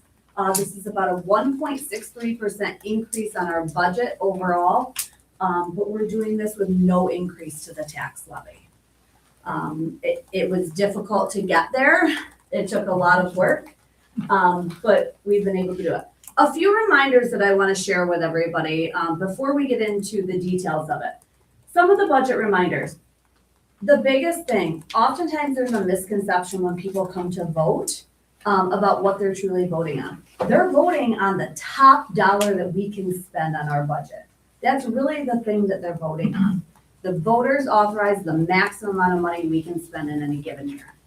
They really aren't voting on revenues unless there's specific reserves, which is not the case for us this year. They're voting on the maximum dollar that we can spend. And also, just because there's something in the budget or not in the budget, we do have the ability to transfer funds throughout the year. If you think about it, we started building this budget in October for expenses that we're gonna spend all the way to June of 27. That's a long period of time. So fortunately, we do have the ability to transfer funds throughout the budget, as well. And again, the voters don't necessarily approve the revenues, it's the expenditures, okay? So, how did we get to a 0% increase in the levy? We were able to reduce our expenditures by about $2.9 million this year. As we've talked about from the very beginning, we're really focusing on efficiencies throughout the district. Enrollment. Our enrollment is going down, so we have to look at staffing. When we presented our building budgets to the to the Audit and Finance Committee, you saw 95% of the expenditures that we see in our building budgets are salaries, 95% of them. So you aren't gonna see a huge impact on our budget unless we do it through salary and benefits. 5.4 FTE positions or full-time equivalent positions will not be filled next year, and this is being done through attrition. I wanna make it clear, nobody's being laid off, nobody's position is being cut. As people retire or as people leave the district, we're analyzing each and every one of those positions to see, do we need to keep that position? As I shared earlier, we have a 9-to-1 student to staff ratio, that's pretty low. And we understand the impact of small class sizes. However, there is a dollar to that as well. Some of our gen ed classes are smaller than our special ed classes. We have to take that into consideration as well. Gets to be difficult too when you have to maintain that 50-50 ratio. So we've taken all of that into consideration. At the high school, we have a social studies, a Spanish, and an English position currently that will not be filled. These positions currently are either being filled by somebody who is retiring or an uncertified teacher who is not coming back next year, okay? At the middle school, we currently have a science position that we will not be filling. However, there is additional science teachers at the high school that will then be going to the middle school to assist with a few periods that they need coverage there. Washington West, Eastview, and Southern Tier Catholic, we share a resource room teacher. That position is being filled by a non-certified individual. We will be filling that role with somebody already within our district. As the principals presented as well with me Audit and Finance, we're really taking a look at reading teachers and resource room teachers and seeing where there can be some overlap in those areas. Okay, we also have 2 new special education positions that we're creating, one at Eastview and one at the middle school. Those positions are being filled by individuals who are already on our staff. So while we initially thought we needed to create those, we found other areas within our budget where we could transfer people from one position to another, simply due to enrollment numbers. As you've heard a lot about the state budget, there's a huge focus on universal pre-K, full day pre-K, really providing more resources to the UPK programs. For us, we will benefit, currently we have about $400,000 worth of expenditures that we pay for out of our general fund, that with the new funding coming, that will go into the federal fund. That will free up or move $400,000 from the general fund to the federal fund to be used for that, with that new funding source. So for our district, that's very helpful. Again, we're gonna have to watch this closely. This is driven by enrollment numbers. Our pre-K numbers have continually decreased, so we'll watch it closely, because if those numbers continue to decrease, this number may change based on enrollment, okay? We're fortunate right now, our pre-K numbers are small. We'll continue to monitor that throughout the spring and summer. Supplies, we were able to reduce supplies throughout the district by $125,000. This is district-wide, so this is everything from the maintenance department to, you know, anything that comes under a 450 budget code. And then debt service, as we've talked about this a lot, $1.7 million was cut out of our budget in debt service because we paid off a bond from a previous capital project several years ago. From the revenue side of it, so we're able to decrease 2.9 in expenses, increase revenues of $993,000. Here's highlighting where we were able to do that. Again, keep in mind, a lot of these are estimates because we don't have a state budget. The board has to approve our budget tonight. I have to submit it to the state by Sunday, Monday. I have to have the budget out to the voters next Tuesday. It doesn't matter if the state doesn't have a budget. We still have to approve ours. Transportation aid, increasing about $400,000. For those of you who have been here through all my presentations, you've heard me say the number one concern of mine this year is transportation, particularly of special education students out of the district. We've committed a large amount of funds for that. We are fortunate we get transportation aid because of that. While you saw the increase in expense this year, you're seeing the increase in revenue next year. Pilot revenues, we're taking in about $180,000. Again, pilots are payments in lieu of taxes. As businesses in the district take on initiatives to improve and expand their businesses, they have agreements through the county as well. And as they make those improvements over the years, they will then start to pay a higher amount in on these. A lot of these are coming to fruition now, so we're starting to see that additional revenue come in. Capitalized interest, you'll see an increase in that of $56,000. What that is additional revenue, additional interest revenue that we will get as we borrow the money for the capital project that we're in the middle of. That interest we will use to put back in to offset expenditures in the budget. And then the reserves. This year, I know this doesn't add up to $357,000, but we're adding these are significant increases in reserves that we're doing right now. I will get into these in a further slide though. Any questions yet? Okay. I am not going to go through this slide. We went through this ad nauseam during audit and finance. Instead, I'm going to hit on the next slide here and focus on this a little bit. As you see here, there are really a few main areas of our budget that we're seeing the increase. Salaries and BOCES are the two number one areas that we're seeing here. Salaries, as you recall, last year when I stood up here and talked, we were currently negotiating two of our main contracts in the district. We're fortunate we've settled those contracts that gave us very concrete numbers to work with this year. We have just over a 4% increase in salaries district-wide. It accounts for just over $1 million in our budget, $1 million increase in our budget. The other big thing is BOCES. So our BOCES budget is going up $1 million. Oftentimes we think of expenses increasing as a bad thing. As I've talked about it in audit and finance, we've really got some great things to celebrate for this. A few of the big things I'm going to talk about with BOCES.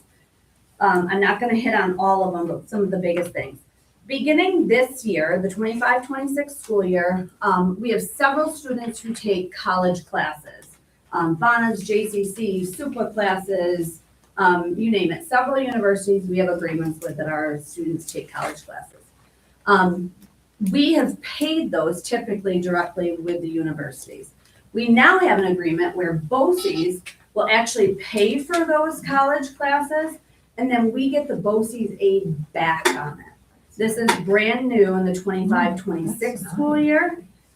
So you'll see increased revenue for us next year when that money comes back in BOCES aid. So again, we spend it in 1 year, get the revenue back the next year. We spend about $168,000 a year to pay for college classes. So realistically, the total budget isn't actually $1 million higher. It's Right. just a deferred till Yes. next year. Yeah. This is just the expense side of it. The revenue side of it is also going up. Yep. So Yeah. 2 thumbs way up. Yeah. That's awesome. Yes. The other piece of that, so we have when you think back to our goals and every student succeeding, we have a huge number of students who are taking college level classes. That's a significant investment. It's a great investment. We are also fortunate and excited to talk about, we have more students going to the BOCES CTE Center as well. So we're seeing an increase in that expense. The New Visions education program, or the New Visions medical program, You're probably very familiar with that. We have 6 students who qualified for that for next year. So 6 out of the 15 students in Cattaraugus County are coming from Olean City School That's District. exciting. That is awesome. I mean, It's that is, absolutely like, awesome. huge. That's Yes. huge. It is huge. It is huge. And it speaks volumes to our students and our teachers preparing them to qualify for those programs, so.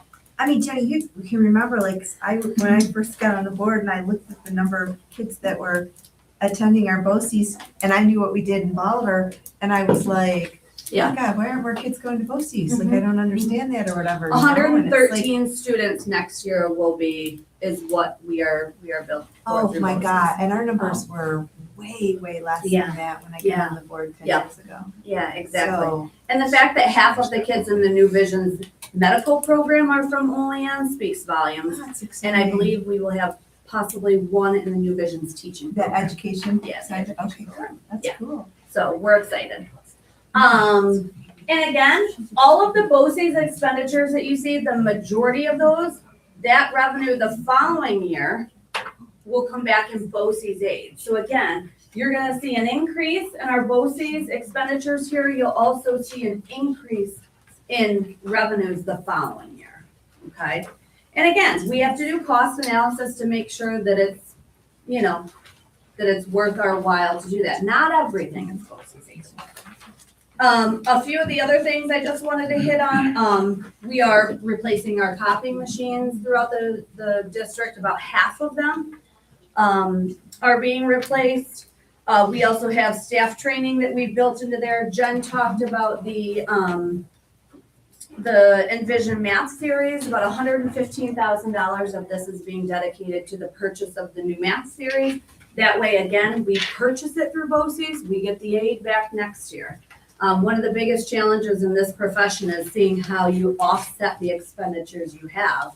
And we have to do that and look at creative ways to do that through various aid sources.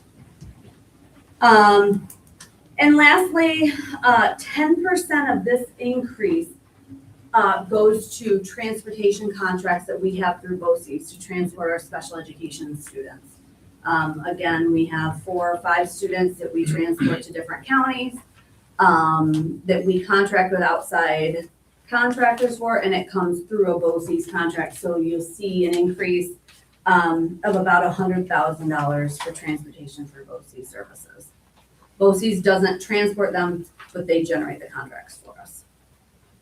So that's really the biggest area we're seeing. I've talked previously about the $1.7 million decrease in debt service. Benefits shouldn't come as a surprise to anybody. Health insurance is our number one increase. We're fortunate it only went up 8% based on, the book of business and various other health insurance programs. They're seeing double-digit increases. We're fortunate we only saw an 8. And the other significant increase for benefits was the employees' retirement system. So our employees are either in the employees' retirement or employer retirement system or the teacher retirement system. Well, the teacher retirement system went down, employer retirement system went up. So again, about $500,000 there. And then lastly, transfers.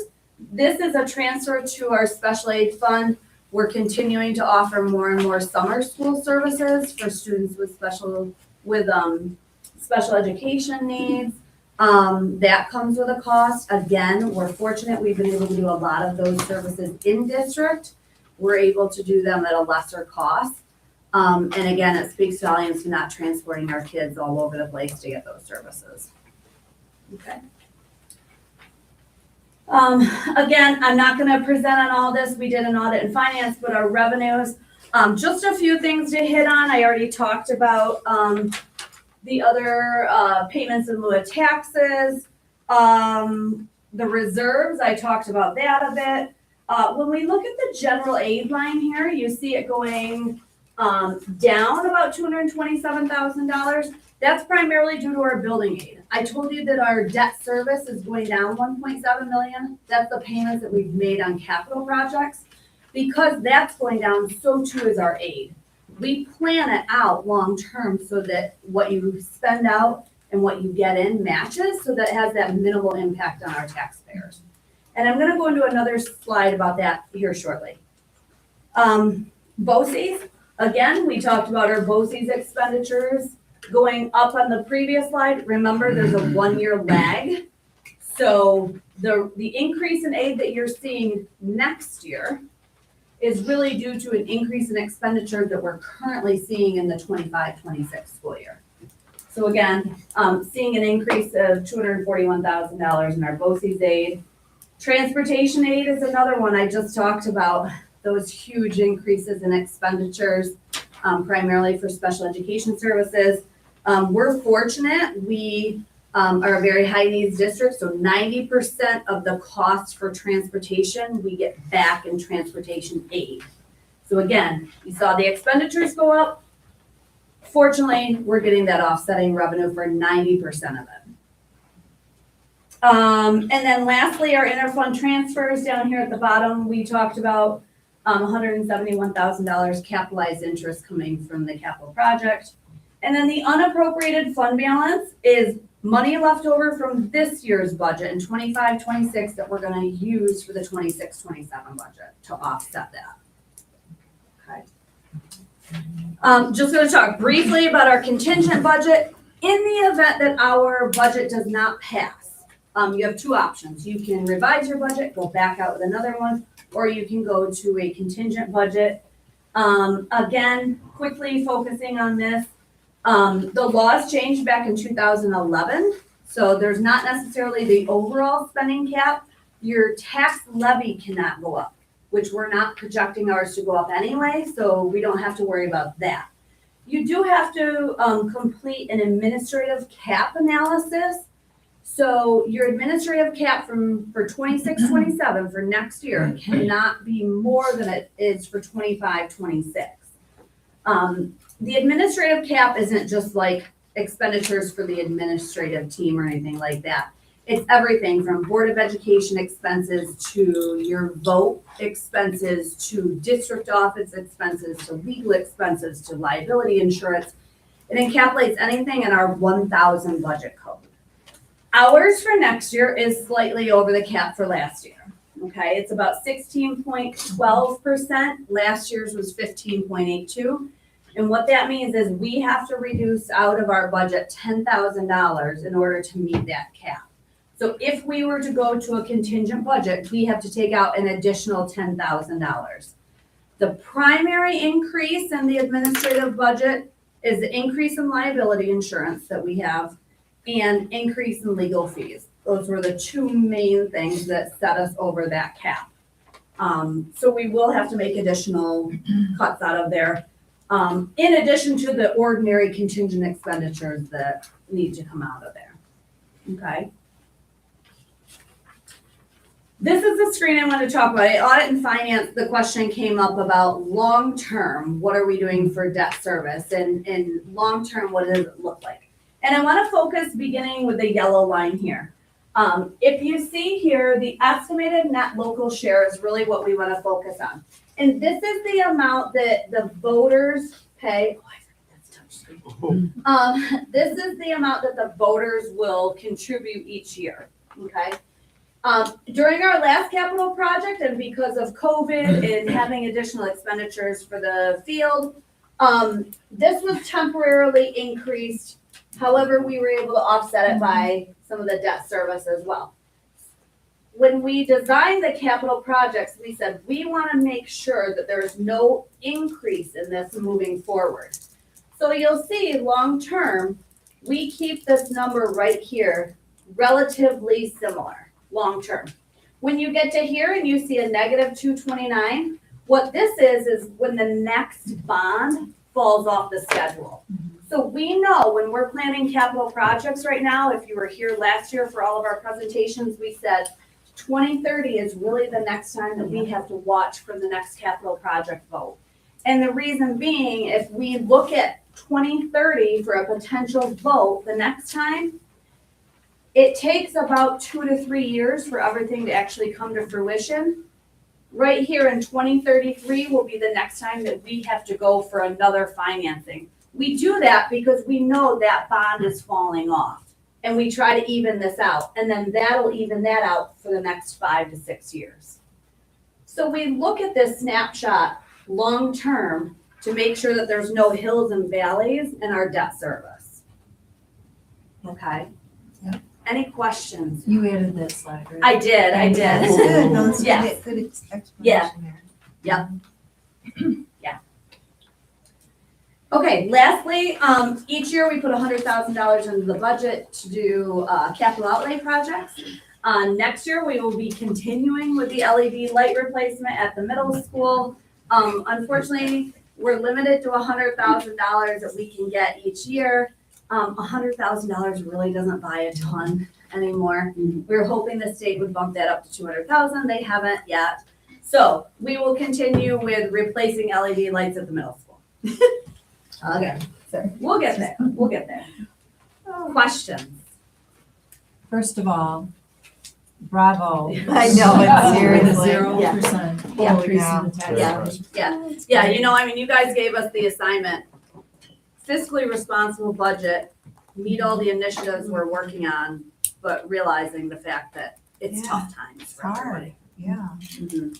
So, I'm excited about this budget. I think there are a lot of really good things that we're working on in addition to be able to, have the taxpayers in mind at the same Yeah, time. It's really absolutely.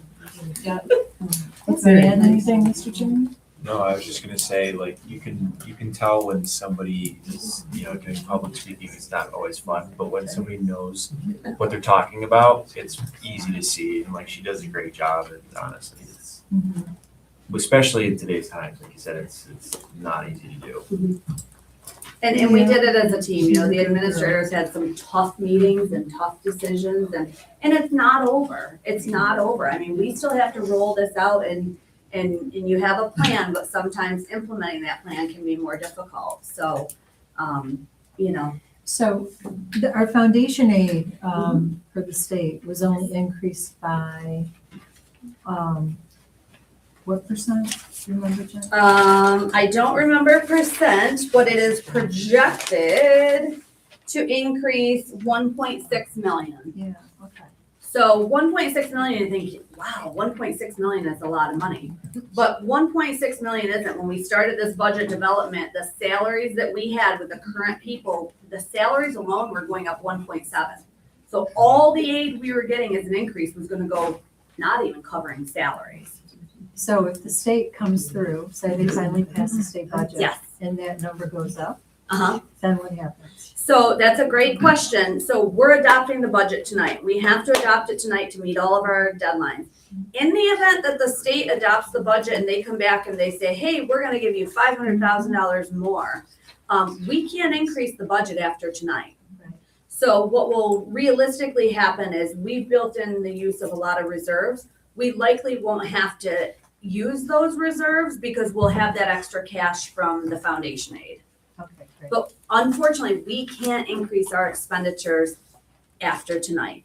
There's a few things in the law that provide you to, but they're pretty, like drastic increases in enrollment, things like that. Probably not things that we'll qualify for. Yep. And that's what makes it difficult because sometimes you lose out on those opportunities when you don't have a state budget. Yeah. So it's tough. Yeah, so. Okay, all right, thanks. And I just did Kevin's report form too, so you don't need to listen to that one.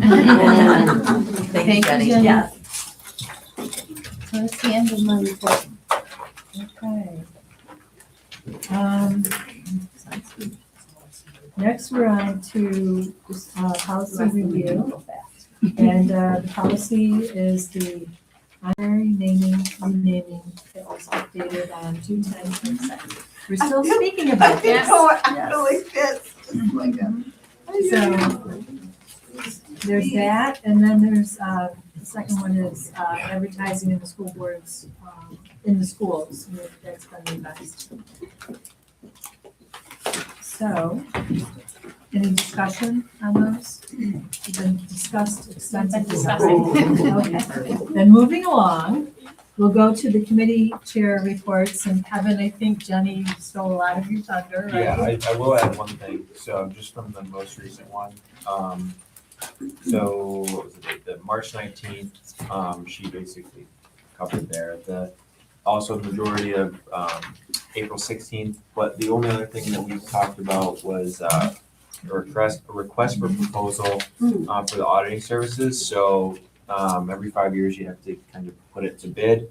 And we got 2 bids. We're already using one company for one thing, and there was another company as well. And based on the references and everything with it, we decided to go with the company we're already using, the Drescher in Milwaukee. So Yeah, that's great. yeah, she covered everything else. So Okay, short and sweet. great. Well, thank you, Mr. Chairman. Next, we have buildings and grounds. Yes, and mine will be short and sweet as well. Because you already know the biggest thing is that policy review, so we're gonna be looking at policy 5634, hopefully waiving the second reading, and we will be approving that tonight. So that's great, and that has only been being worked on since, what was it, August, I think, maybe? I think it was August, anyways. Also in our meeting, we did a letter of intent for Washington West because they're getting a new playground installed, and there's a possibility that we could get it installed this And if I could provide an update, Oh, can you? yesterday, our phase 1 of our capital project got approved, so we are gonna hit the ground running. That's Yes. excellent. So we got that, we had to do that letter of intent so that we were Yes. ready and prepared, so we can start installing that playground, and I am so excited. Yes. So you actually, I had written down May 26th. I didn't. Yes. Jackie has it in our minutes, as projected demolition date. If the state approves, state Yep. approves. So we are on the Yes. road for that. Good enough. That's Yep, great. so you'll Remember, see the Washington West playground and security film on all of the buildings, all the windows except for Eastview. All of them except Eastview will be done this summer. great. Excellent. Is there anything else I need to add about that? Is that good? So that's great. Wanted to just remind everybody that our Building and Grounds Committee, that meeting that was scheduled for May 5th has been rescheduled because we realized May 5th is kind of a busy night. And so we will move that to May 12th to just accommodate our new date for the May Board of Education meeting that we'll be having with the budget and, everything else that we'll be doing. And then last but not least, just want to throw that date out there unless it's changed, but I have this, that the Don Chola dedication ceremony is planned for May 18th at 3:30. Is that still correct? We've still got that? What day of the week is that? Oh, good Monday. question. Oh, Monday. It's a Monday. Rain date will be Tuesday. That week. Monday or the rain day to Tuesday. So, at 3:30. And so that was our, it was our meeting. There we go. Okay, Welcome. very much. Welcome. Okay, Chairwoman Malik. Well, Jen stole a little bit of my thunder, Yeah, so no. we're vice versa here. Yeah. Because 2 of the things I was going to report on were the science curriculum update and the report card redesign. Definitely want to give kudos to Jen for all the work, and I also want to give kudos to our teachers for 3 years of going through this process of adopting. That's a lot of work to kind of redesign your classroom, your materials, all that stuff. So kudos to our teachers for diving into that and putting in that work. So the other thing that I have to report on, which is super exciting, is we got a Summer Star update for this coming summer. So planning is fully underway. I'm not stealing anyone's thunder because I did see the Parent Square notification go out on the theme. So this year's theme is going to be Seussical Junior. Exciting thing is that it's going to extend into 7th grade this year, incorporating literacy, STEM, and the arts. So it's one of our most anticipated programs. A lot of our conversation was around our own participation in Summer Star or Yes. grandchildren. We talked about it Yeah. a lot. So half-day program, 8 to 12 with breakfast and lunch included. So really excited to see that come to life again this summer. Big star for Olean, Yes. right? Yeah. So exciting. So exciting. Okay, thank you. And finally, we have Chairwoman Kelly for the Operations Committee. Yeah, we met yesterday, so hopefully, the first thing we talked about was hopefully the policy for 3272 to second read to be waived as well, and push that through. we had a lot of conversations about that and thought we came up with something that kind of encapsulated everything for Dr. Morris to be able to enforce it. So our second thing was the DECA club is going to nationals. They're going to Atlanta this week to two students. They're going Friday, and so we set the paperwork for approval, which we'll be approving tonight. The second thing was the middle school drama club. This one is exciting because they have their first musical on Friday, and they need an account for the expenditures to go in so that they can have the benefit of whatever they make from their musical this week. I heard 90 students, am I right? Yeah, you just heard about 90 of them in the Yeah. hall. Is that what I heard out there? Honking? Is that what I heard? Yeah, The honk? Cool. Yeah, so well, they'll be putting that on this week, Big this deal. Friday. So it sounds like they're really excited. Sounds like there's a lot of kids participating, so that's always great to hear. Our last thing that was the most talked about was the sports banquet that we had mentioned in our meeting in March. I was able to get Sherry Frame and Steve Anastasia from the Booster Club to come in and speak to us about how they do the sports banquets, and it was interesting to know, which I've been out of school for 15 years now, and to think that JV sports is just gone is so incredible to hear. So knowing that shows that that's what we're acclimating to. We're trying to make these changes. Parents are more apt to coming to just the awards.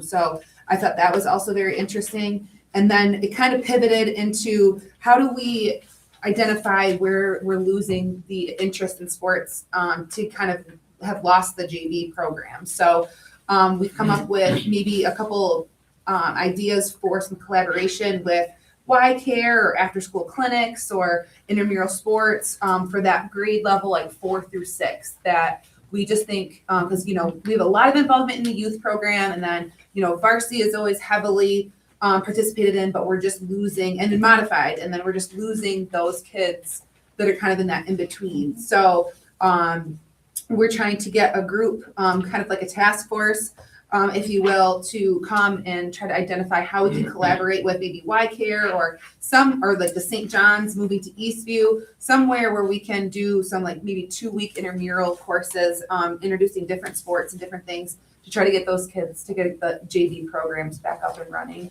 so that they can get back involved, and that in lieu makes the varsity programs better. So that was a really nice collaborative effort, and we did hear that the booster event went really well. Also, they've sold all the tickets. They had a lot of improvements. They had a lot of feedback, and it's getting bigger. So they're gonna have to eventually move it to probably a bigger venue, which is always a good problem to have. So super excited for taking on this task force to see if we can get those kids to be a little bit more involved in the after-school programs. I'm excited about it too because, as we know, participation in sports really can help students in so many ways. And we have seen a real drop off of students participating, unfortunately. And so, the thought is maybe we can get the city of Olean, like there are a lot of different pockets of organizations in the community who are trying to get kids involved in sports, and why not bring them all to one table and have a discussion about it, brainstorming sessions. I think one of the hardest things I remember when Lily was in school with JV sports was finding other schools that had JV sports. So we did we talk about that as had well. somebody to play against, Yeah. So I mean, that was like what we kind of, It's not just so we kind of struggled with that, and so it was, and then a lot of moving student players up. Yeah, You so what know? is it, if you're in 9th grade now, So- would you do? You could just play You can varsity. play on modified. Or modified. Or modified, Yeah, so it's modified. kind of, which is what a lot, that's what we were kind of starting to see or whatever, so, I don't know. It has to do with the population. I'd like to see the number of how many kids actually like play travel sports. Yeah, that's another thing, that's taking a bite out of it, I Yeah. believe, too. We talked about that. Used to that. Yeah, and we talked about that. We talked about how a lot of the families within, the city can't afford to, do the travel sports, and it's you don't want to put the stigma on travel because it's so nationally out there that if you're not in travel sports, you're also kind of behind now with just a national thing. So it's Can't afford it. right, yeah, it's not no shade on travel sports, but there's you also the kids that can't are also not getting involved either. So just trying to kind of alleviate some of Good the conversations though, right? We don't start talking Yeah. about it, nothing can happen. So we gotta start somewhere. Yeah, and it's Start just discussing what's a lot. I going think a on lot of with it is that. the parents. A lot of people can't get their kids to certain things at certain times.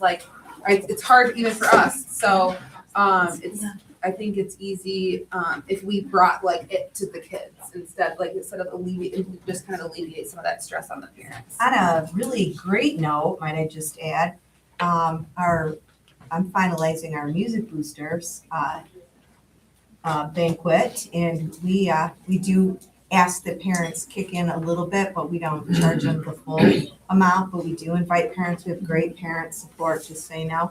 And we have 35 seniors in music programs. This year's the highest number of seniors that I have that I've seen, and we get gifts. We buy gifts for all of them, 35 of them this year between the chorus, the band, and the orchestra. So always going to be over here tooting the music horn too as well, right? So we're seeing great participation in our music programs. So is a positive note for that too as well. With 90 plus kids in a middle school musical production, I think that speaks highly of some of the great things that we're doing too as well. Especially since we cut music in our elementary schools a number of years ago. We worked really hard to get it back full time in our buildings. Thank God for Olean Theater Workshop and and our the Inkwell and Allegheny for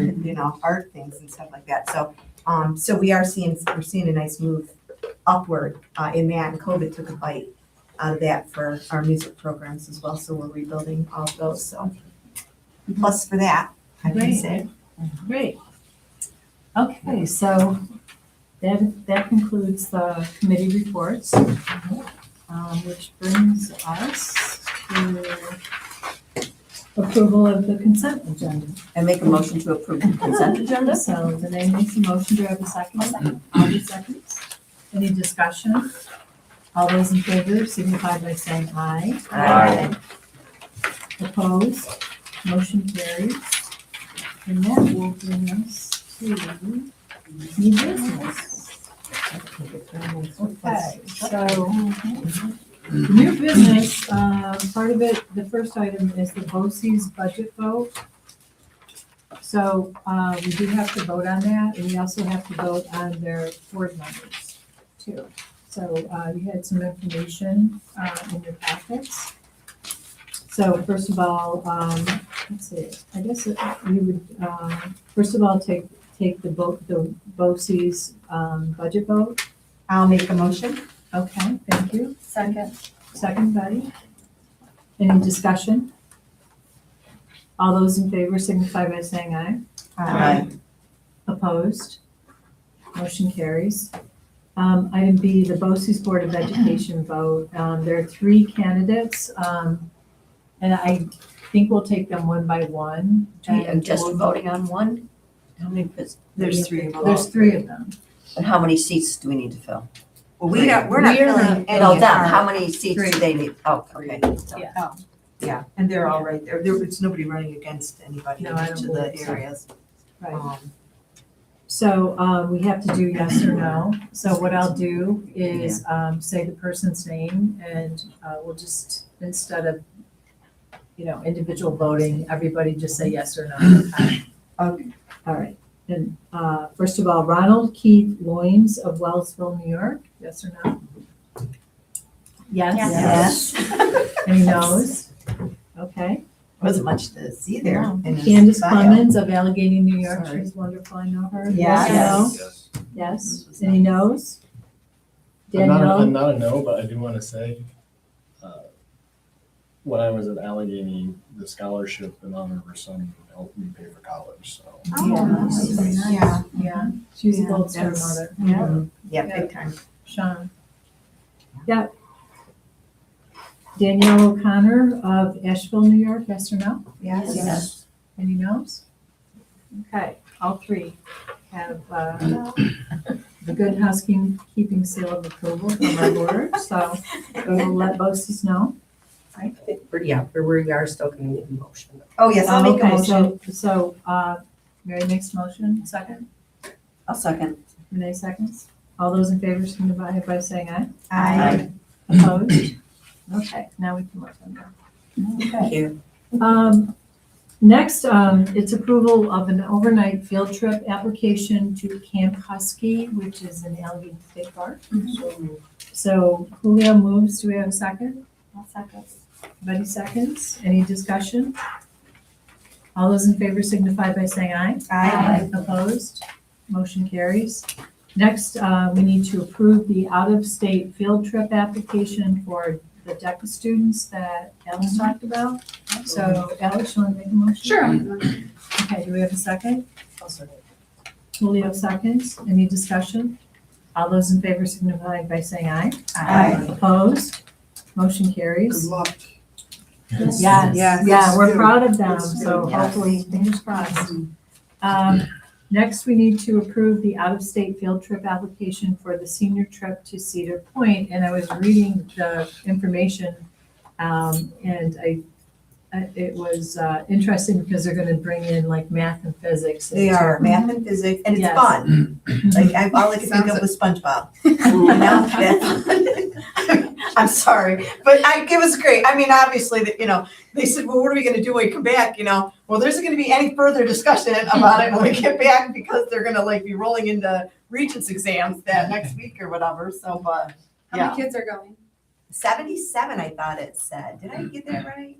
No, did I about that? It's a good number. Awesome. It's a good, yeah, it's a good number of kids. Okay, so do we have a motion? I'll make a motion. Renee makes a motion, Lee seconds. Discussion? I Oh, motion. you did? Lee and Renee.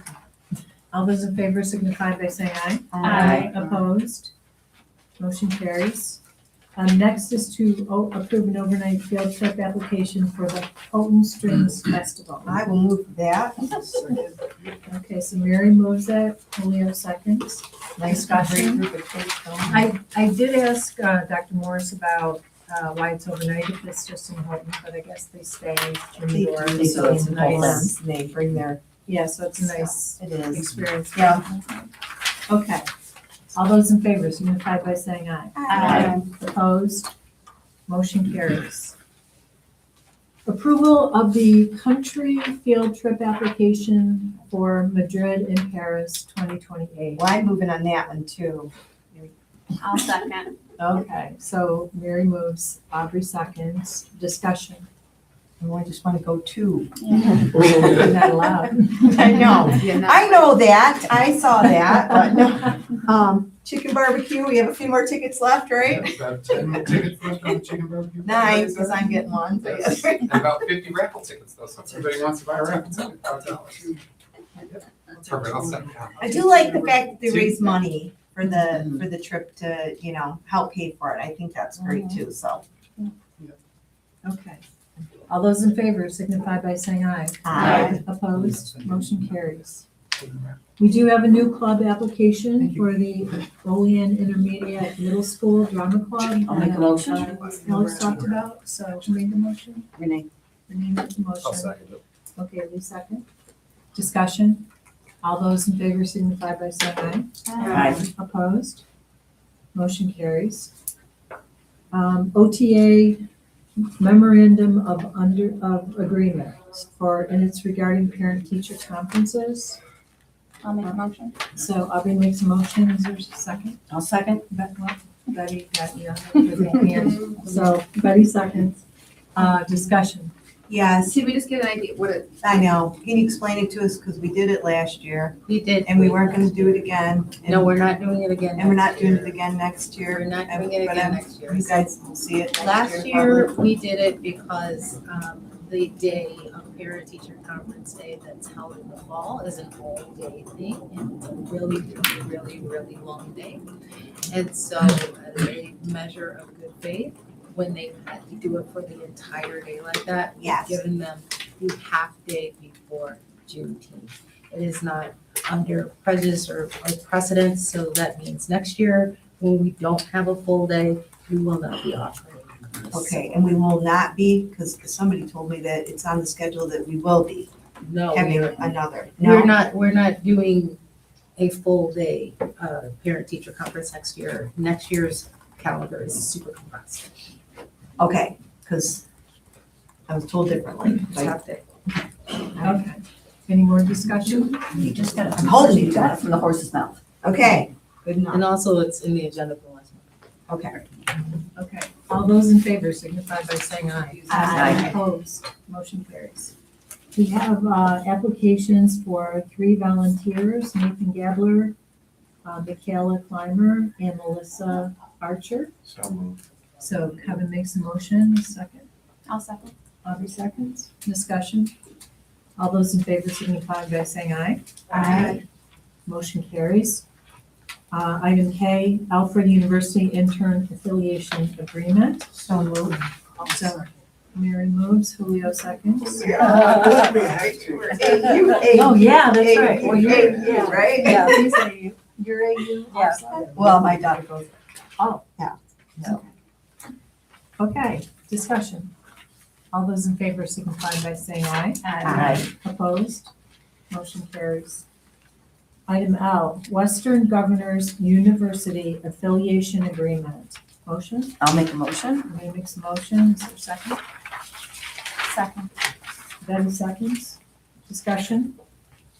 All those in favor signify by saying aye. Aye. Opposed? Motion carries. Capella University Affiliation Agreement. Mary makes a motion. Second. Second by Renee. Discussion. All those in favor signify by saying aye. Aye. Opposed? Motion carries. Item N, approve Section 6, Combined Teams Application Girls Tennis. So this is combining the girls tennis team from Olean with the Portville Central School District for the 26-27 school year. I'll make a motion. Renee makes the motion. This motion? Yeah, nice tennis. Is there a second? Betty seconds. Discussion? Yes, why are we,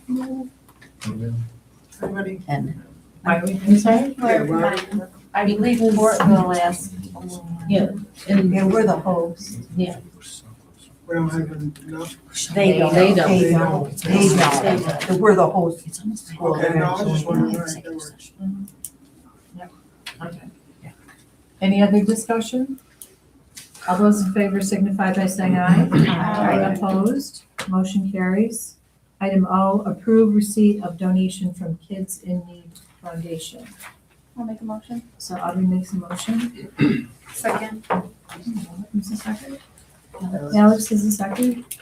Discussion, so this is, I believe, an organization affiliated with Burger King. And we're able to get 2 supply teacher kits from the Kids in Need Foundation to Washington West. So I guess there's a lot of crayons and paper. I guess and it's all kinds $1,000 worth of Yeah, stuff, so there must be a so lot of crayons and stuff. of- Okay, Crayons have really gone up. all those in favor signify by saying aye. Aye. Opposed? Motion carries. Item P, approved contract for behavioral analyst services. Do we have a motion? So moved. Mary, Second. Lee seconds. Discussion? Yes. Have we used them before? I don't believe we have. We have. Yeah, I think We have? I think Okay. we several years. Okay. I Right. don't remember. Yeah. Does it? Okay, all right. Yeah, and this, beginning next year, we'll be going through BOCES as well. They're- Oh, good. it's a- Okay. It's a shared service. All right, excellent. That's great. All those in favor signify by saying aye. Aye. Opposed? Motion carries. Item Q, approved transportation contract with Corvus Bus and Charter Incorporated. I make a motion. Renee makes a motion. I'll second. Audrey seconds. Discussion? All those in favor signify by saying aye. Opposed? Motion carries. Item R, 2026-27 budget approval. I'll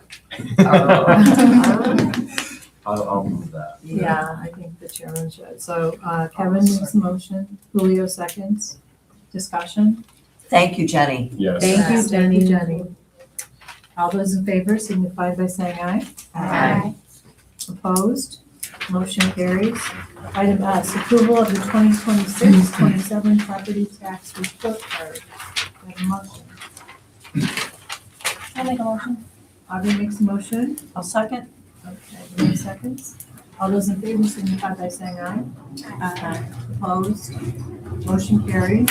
Item T, capital outlay project bid award. Do we have a motion? I make a motion. Renee makes a motion. Alex. Alex seconds. Discussion. Okay, all those in favor signify by saying aye. Aye. Opposed? Motion carries. Item U, approve updated policy number 3272, advertising in the school. I'll move that. Okay. Alex makes a We're waiting motion. for that. Betty seconds. Discussion. Shouldn't be any. Yeah. Okay, all those in Speak up. favor signify by saying aye. Aye. Opposed? Motion carries. Item V, approve updated policy number 5634, honorary naming, I will. renaming of the facilities. I will make the motion for that. It's nice to finally see it on I'll here. second it. Yeah, Mary makes a motion, Aubrey seconds. All those in favor, any discussion? All those in favor signify by saying aye. Aye. Opposed? Motion carries. Yay. Okay. We're on number 12, personnel. So there's a personnel consent agenda. Do we have a motion? I'll make a motion. Renee makes a motion. Is there a second? Second. Lee seconds. Okay. You can see the different names there. So all those in favor signify by saying aye. Opposed? Motion carries. Informational meetings. So there are some upcoming meetings. Health and Safety is meeting tomorrow at 3:15 in this room, the Board of Education conference room. The Board of Education retreat will be April 28th at 5:30 here. Board of Education regular meeting, May 5th. LGI room at the middle school. I won't be in attendance. I have an event at work. Can I just, make a note, for next year, that you guys move this thing to like 5:30, so you guys can have your regular board meeting at 6:30? Move what?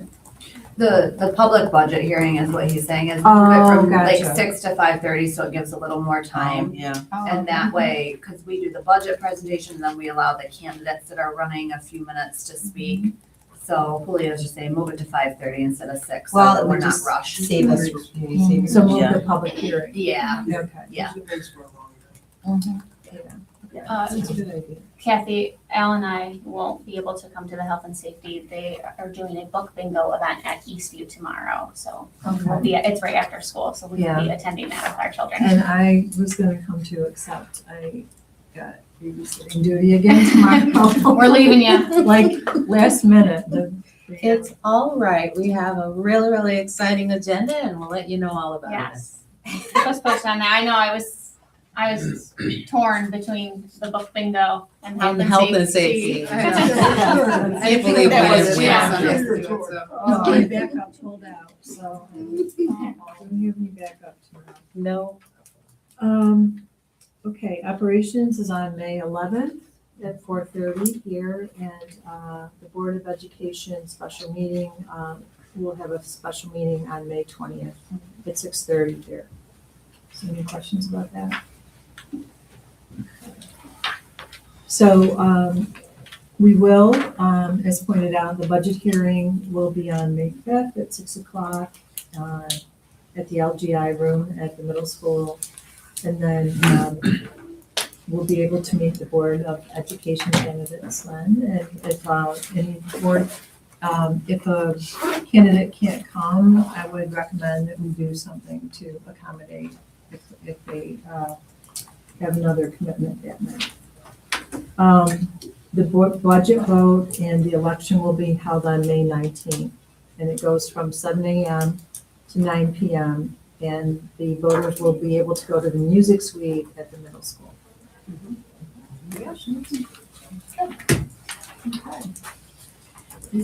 So, next we have executive session on the agenda. So, upon the recommendation of Dr. Morris, we would exit to go regular session at 8:52? 8:50. I'll make a motion. Okay, so Julio makes the motion I'll for second it. purposes of item 4, and no one will be invited to join the session. No action. To our two student members, God bless you Yep, I all, have it. great job. So we have a motion. All those in favor, signify by saying aye. I Opposed? Motion I carries. really want us to. Thanks for doing the first tonight. Have a great night, everyone. Run while you can. Have a good night, girls. Thank you. Bye. Okay. Bye. Yeah. Thank you, everyone. Yes. We couldn't fit a full day. I mean, yeah. Check and say there's another. Don't do that. Don't do that. Why would you do that?